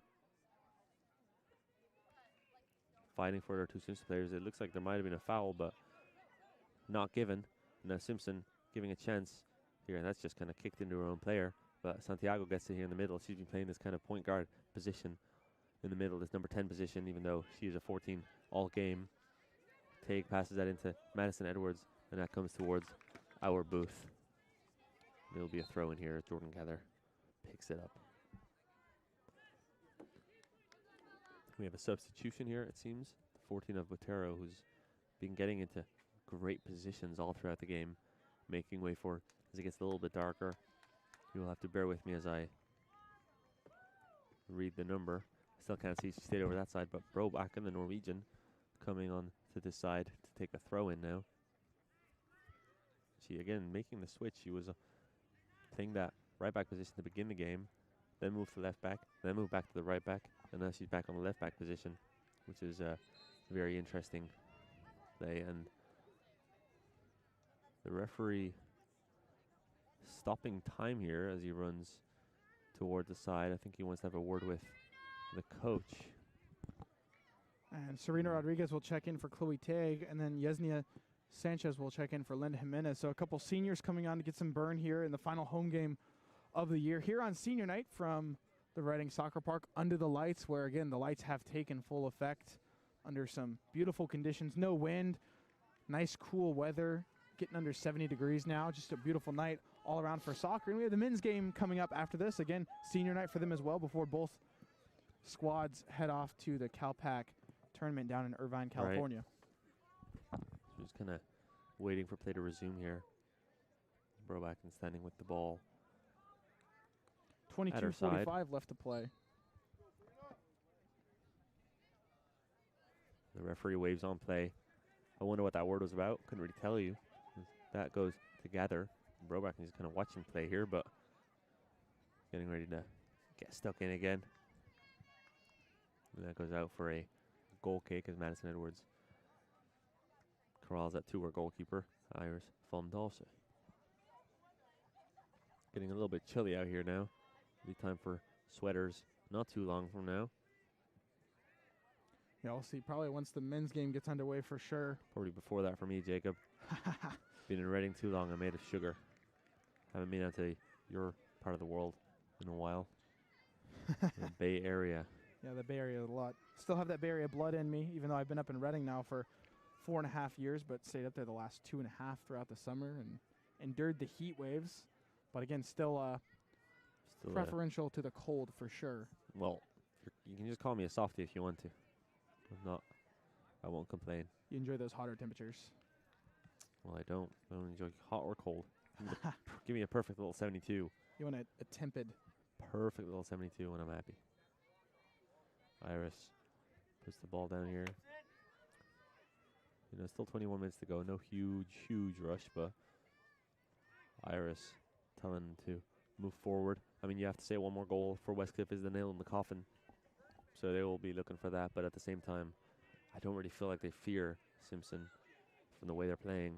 Yeah, you don't really see a lot of urgency. It's kind of just like right here, just send it deep into Simpson's own territory, let your players battle for it, and then Gather there started about kind of go from there. 6 or 7 feet behind Edwards and tied up that foot race.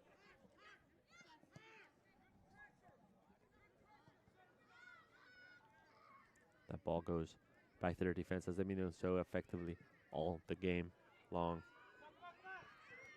Jade Sweet and Jaslyn Arvalo, the two center backs for Westcliff, the two starters.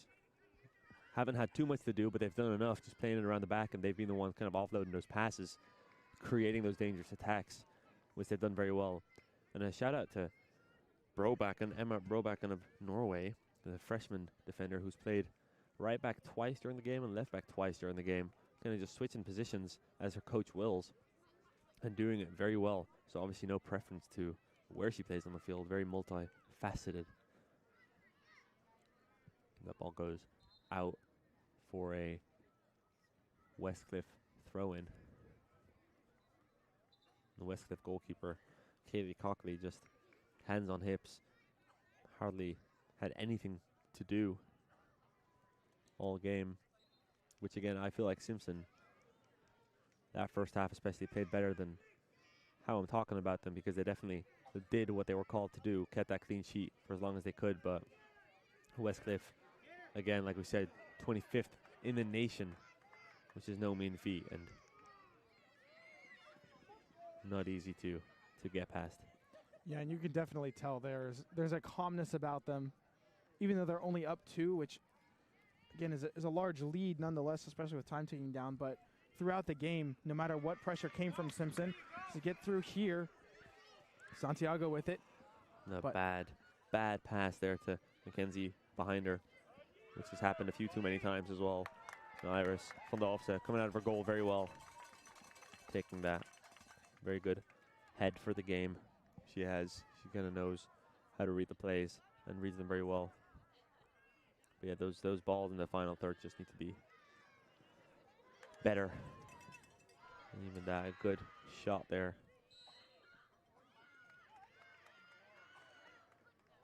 Okay, and a free kick to Westcliff. I think because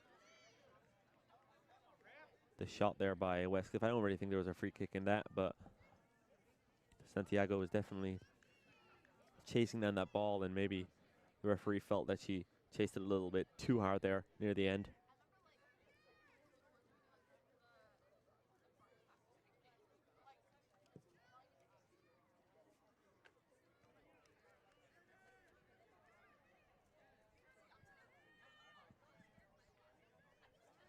They played around here, and Gather gets that to the right side of the pitch. And somebody went down hurt there, it seemed, even before she got the ball smashed into her face. It seems like she goes down. No, she just got that ball in the face, and that's always going to hurt a little, but nothing malicious there. And she's up talking to the ref now. I don't know if she's pleading a case or anything, but Yeah, Officer Indy Torres just caught it on that right cheek of her face, and just, that's not going to feel good. Serenity. Great name. Always brings me back to the Seinfeld. George Costanza's dad in the episode where he goes, Serenity now, whenever he needs to take a chill pill. Serenity now. Big Seinfeld fan right here. Huge Seinfeld fan. A comfort show. Everybody has one. Yep. You know, and don't judge me. As a TV show connoisseur, no judgment, that is for sure. Absolutely have a handful of comfort shows for sure. As Van Dalfsen will kick this one away towards this near side. Westcliff wins it. They'll take it into their attacking third. Pressure coming. Looking to cross. Pressure coming in from Deonda and goes out of bounds.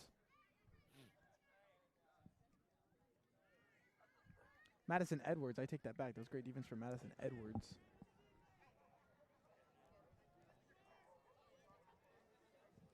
Now it'll be a corner for Westcliff.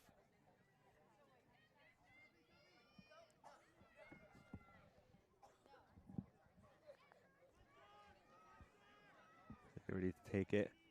Gather. Jordan Gather getting ready to take this. The junior from Compton, California. And that goes into the, it doesn't beat the first man, and it goes back out, and Madison Edwards, or excuse me, Sunshine Daanda just takes matters into her own hands there and absolutely pelts that out into left field. It's a little baseball thing for you there, Jacob. I don't know if it makes any sense or not, but not necessarily. Usually things come in from left field, as this is sent front side post, batted away, booted away, I should say. Or Westcliff player gets dropped as Deonda takes it up the pitch, sends it that middle. Ball just behind her, and that just kind of stalls everything. Now far side. And that stopped again on her foot, just kind of halts play, but they're still on their way forward here. But it seems that now their a little bit of a lull. Play comes to a halt. Inside pass offline to Sophie McKenzie. Now Westcliff on the turn. Will take it up the pitch. Huge try there, but kicked away by Bolden. Yeah, if they're able to really keep running there, it'll do them a lot better, but this McKenzie could have, from where I'm standing, pretty easily gotten to that, but gives up on it a little early, as now it is a throw for Roback in here on the right side. As it is almost completely dark here now, as that sun, once it dips behind those mountains, it just takes away all light fairly quickly. There, Madison Edwards with it. See if she tries to make a play on it, and she gets past Jordan Gather very well there, actually very easily too. Gather seems to just give up on the play, as now we have Stansbury with it in the middle. We'll again have to get past Gather, but that pass kind of went through the legs of Broback and a little awkwardly there. And Sunshine Daanda will have a throw in. Her teammate just asked Jordan Cathers, let me know if you're tired, you good? Obviously even the Westcliff players who seem to be pretty comfortable today on a still a long 90-minute shift. And Gather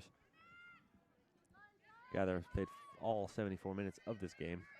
So she's a defender, but she's been playing up quite high on that left side. So also when you play in a position you may not be super used to or super familiar with, can lead you to get more tired more quickly.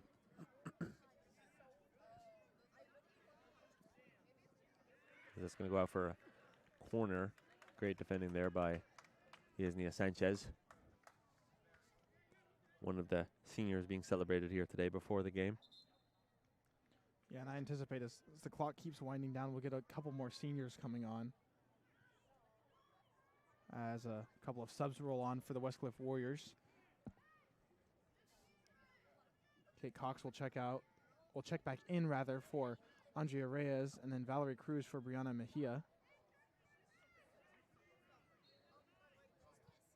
Very congested there in the box, and it's not actually passed into the box, it's passed out.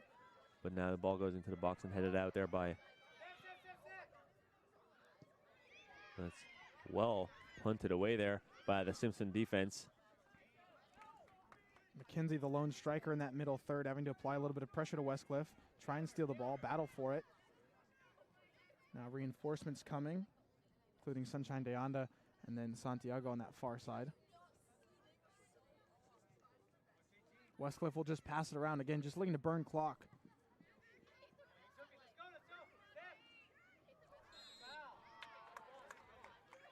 And Bolden drawing the foul there. Bit of a hack job there by the number 3 of Gisabella Tolentino. He's playing, again, quiet enough, but a very good game here for the Westcliff Warriors. And another foul there, kind of just hacking down on them, and you kind of question why, because she was on her way back already. Kind of a waste of a foul. Yeah, back-to-back fouls very quickly for Westcliff, and Simpson has a chance to put it in that attacking third, really get quality shot here, but it's headed away, and Karam's off of Stansbury. That's a foul there by Santiago, and like you say, just a little bit of frustration potentially boiling over here for the Simpson girls as we enter 12 minutes to go, and she was given a yellow card there for that foul too. And in basketball, that's what we call ticky-tack fouls. And yeah. In the back end of the game where score is not necessarily out of reach, but frustration is boiling over, like you said, and then just all of a sudden things getting a lot more physical, not necessarily on purpose. So Westcliff will kick it away, and there's that temperature drop coming in. I can feel it pretty strong now, Ryan. Sent in, far side post, head away by Bolden. Top of the box, chip shot. Van Dolfsen will let it go off her hand and then smother it. Beats the Westcliff Warrior number 3, Isabella Tolentino, to it. Add that to the tally for Van Dolfsen.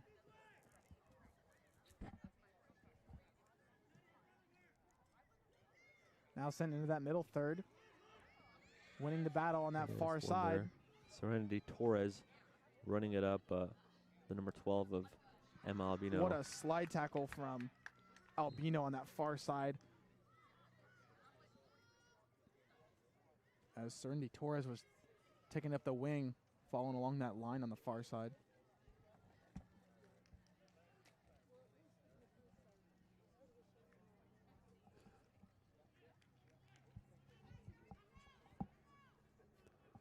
Now throw in for Simpson.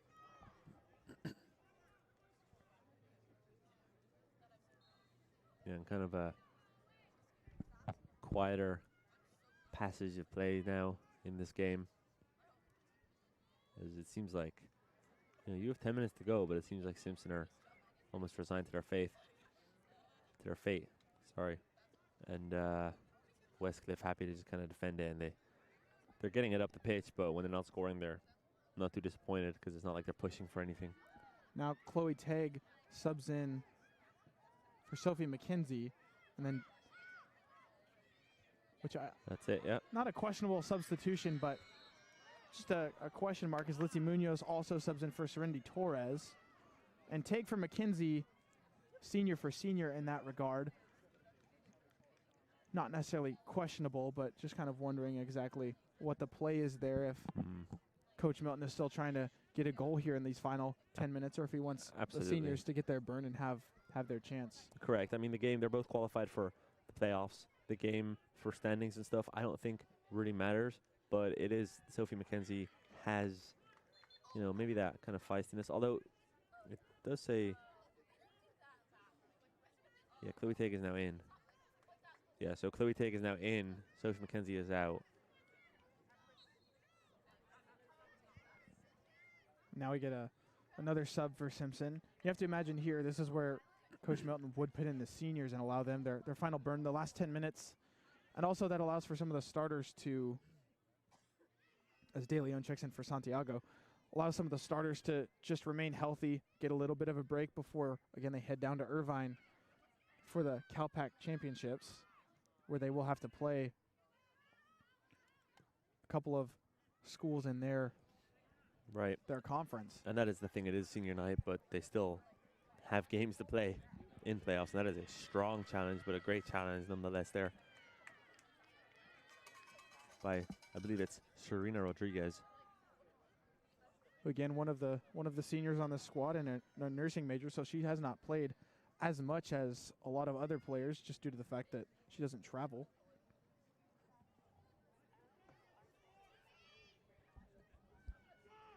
So we have 9 minutes to go here in the game, and they have been kind of playing that same corner. Instead of running in and kicking it, they're trying to get that ball to kind of run into them so they can let loose on a shot.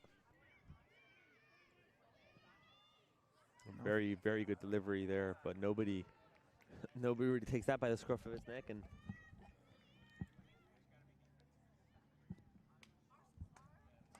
really finishes it. But again, at 2-0 up there, happy enough to run it back and reset in defense. Simpson, again, kind of moseying around. They're not on their toes, leaning forward, if you will, as Van Dolfsen kicks this far side toward the middle. Goes past Teg. That attacking third. Teg will apply some pressure to the goal. He's going to have to handle it at her feet. She's outside the box. Turns it over. Deonda with it. Sends it back to Teg. Near side wing, looking to cross. She's try and get around the defender. Sends it past the slide tackle. Looking toward the goal.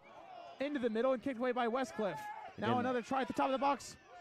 Great move there from De Leon. Sends it far side. And Simpson just looking for the shot. Munoz with it far side. Establishing a perimeter. Trying to penetrate that defense of Westcliff. And now it's kicked away on that far side wing. And Simpson's shot there just absolutely thwarted by the Westcliff defense. Just a couple of costly mistakes for Simpson.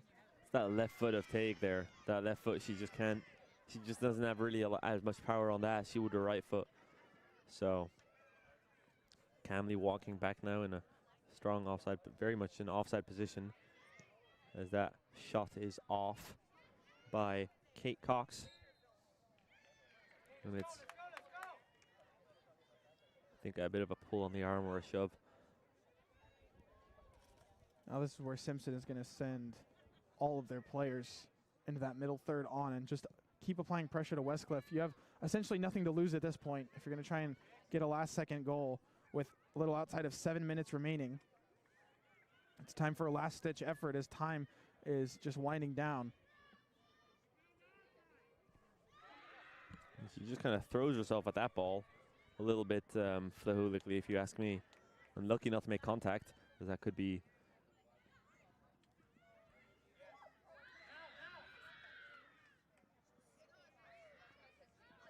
Simpson tried to.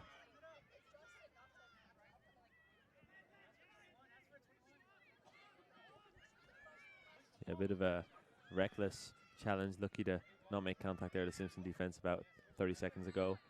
As they pass it around, but the referee blows the whistle and gives a free kick. It seems like they would have had more of an advantage if the referee had just let play go.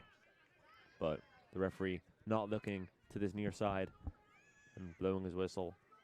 And that ball is just handed right back to that Westcliff offense. And very well played there by the number 8 of Eva Kristjansdottir, who is from Iceland and is just making her first appearance of the game now. We also can't overstate the fact that Westcliff is ranked number 25th in the nation. So coming into this game, Simpson with a tall order, and they've played a solid game all around. As Bolden gets a head on this one, it goes over the goal. You wonder that shot. I mean, the game goes so fast, so getting ahead to that, very, very smart. But Iris was waiting for that. As the ball boy is sauntering towards his ball here. But eventually he gets it to Jordan Gather as the clock still moves, but there is no sense of urgency. Really from either side.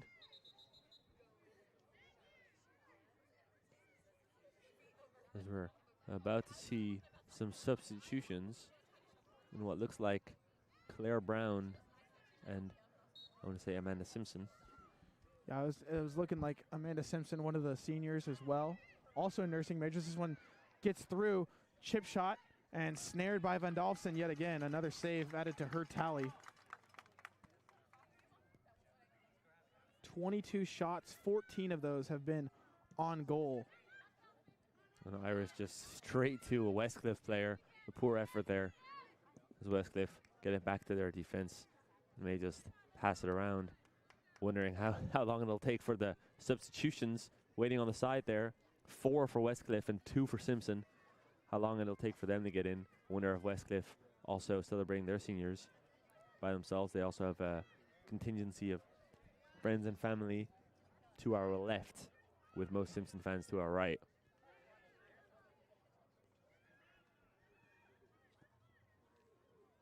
That shot goes out, but the referee is saying it was touched and calling it a corner kick. And we will see now if the substitutions will be allowed in. And they're just kind of asking the defender of Serena Rodriguez and the goalkeeper of Eagles Fadalsa, the two that were part of that play, unsure of who touched that. But the referee obviously saw a deflection of some sort, as we still don't have any substitutions being allowed in here. And that shot way off, finding Jordan Gather here on the left side, who tries to play it around again and does successfully, and that finds the head of Alexa Baez, as Gather just kind of sits down here. I think she's fine, just maybe her leg is just tiring out a little bit, as we have just over 3 minutes to go here. This ball is punted away straight to the defense again of. There's about 14 senior / grad students on this roster for Westcliff, about a 50-50 split amongst those 14. So lots of older generations of soccer players on this Westcliff team as well, which really shows why they're ranked where they are. Yeah, always a thing when you wonder where they came from. You wonder if they started as freshmen there or were transferred in, but definitely a experienced side. There's Amanda Simpson here running in. You saw when she wasn't let in the first time, she kind of looked at the clock and she was like, am I going to get time to play? But here she is, and we have her friends behind her. I was going to say, drawing some elation from the crowd Right behind us in attendance. See if she can go out with a bang here. It's Madison Edwards, the freshman, makes way, and Alexa Baez, the freshman, makes way for Grace Nelson, who's not a senior, but that Chloe Tay gets that straight in her belly, and she's gets the air sucked out of her lungs there, but she seems fine, although definitely a painful one. I've had that happen to me once when I was a younger lad, and, well, mind you, I was only 10, but I walked off the pitch crying. My dad wasn't very happy with me. I remember wrestling around with the neighborhood kids when we were younger. We'd do some WWE style stuff, and I remember getting the air knocked out of me for the first time. Since then, I've also, again, with a soccer ball and a volleyball a couple of times, but I've worn a volleyball on the head a few times playing middle blocker when I played volleyball. Which, again, standing at 5'10", it's not your normal position, so you end up wearing it a couple of times, but that hurts. I'd rather get the air knocked out of me than take it off the dome. As again, Amanda Simpson and Serena Rodriguez, both nursing students that really only play home games, and even then they're not on the first line for Simpson, so they don't get a whole lot of burn throughout the season, and this is a lot of the time that they've been able to play is tonight on their respective senior nights. So you love to see it, especially in front of a home crowd here under the lights. Very, again, nice overall scene, picturesque with the Iris lights on and the sun fully descended back behind those mountains off in the distance. As Iris Van Dolfsen boots this one out of bounds, as we're just outside of a minute remaining. We'll have the men's game coming up after this, as Van Dolfsen gets a little help from her teammate number 24, Serena Rodriguez, tying her shoe for her. Sporting those mitts. Can't quite tie those laces. It'll be the second game in a row where Simpson unable to score against this Westcliff Warrior lineup after scoring at least one goal in each of their first 3 games against the team. It's only the second time they've played in Reading, and it's definitely brought an entertaining game, as both teams have just been eager to get at it, and it's been a respectful game. There hasn't really been too much snippiness, too much fighting. Van Dolfsen to kick it away.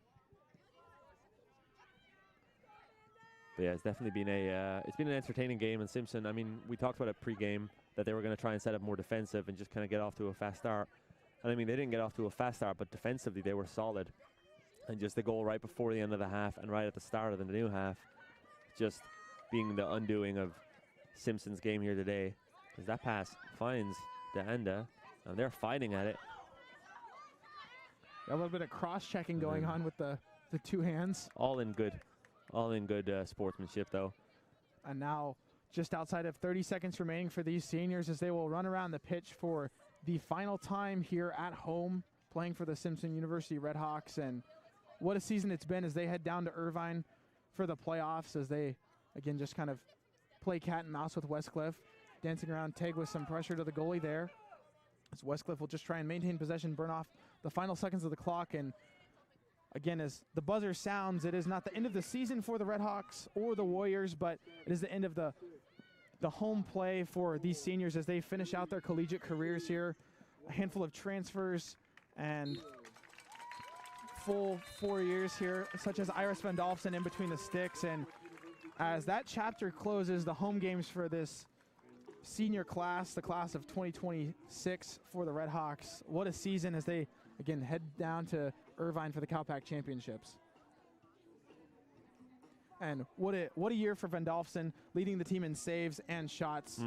Just some great stuff overall from Van Dolfsen in between the sticks. And we saw it tonight, a number of saves all around, and then, again, leading the team in goals, but we talked about that. Coming in a couple of games, and 4 of those against Maritime, but still a sensational effort from her, learning that position and taking it with pride and doing such a good job of it as well. In her senior year, nonetheless, where you would want to play your ideal position and have a great showing at that, where she was an all-conference player last year as well.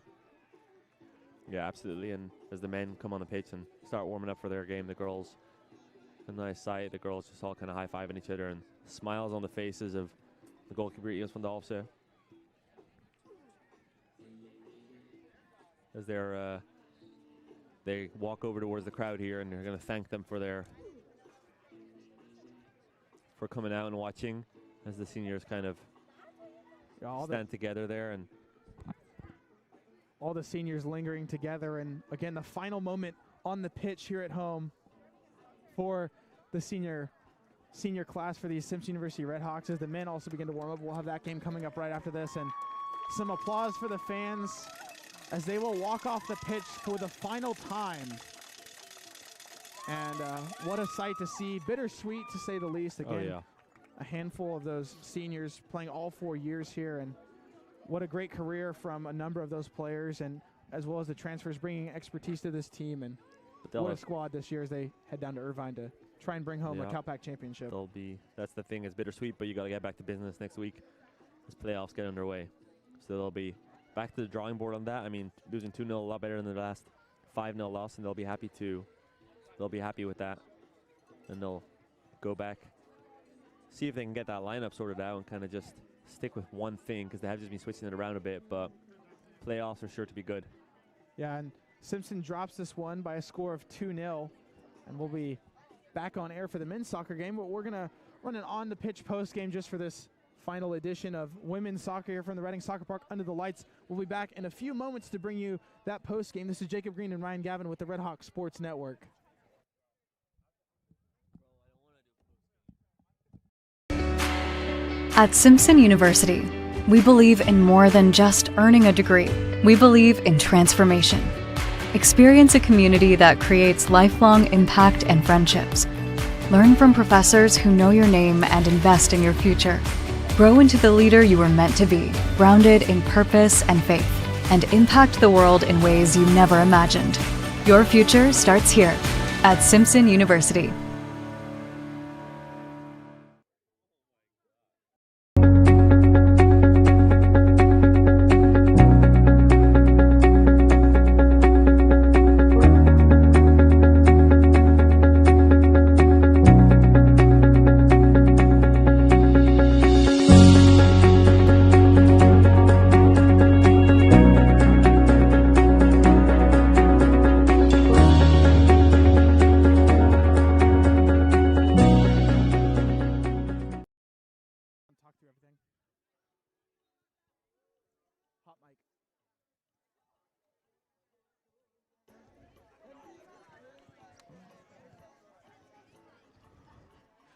Yeah, Ryan. So Westcliff wins this one rather on senior night. The senior night spoiler for Westcliff, but overall great game. Some great defense played by the Red Hawks, and again, just kind of some things to polish before they head down to Irvine for the CalPAC Championships, where they will have to play Stanton, I believe is what you said. And again, a great showing from the upperclassmen. The seniors get to celebrate here in front of the most packed house, if you will, that we've seen here from the Reading Soccer Park, and under the lights, a beautiful sight all around. But what exactly did you see in this game that you think needs fixing before they head down to the playoffs?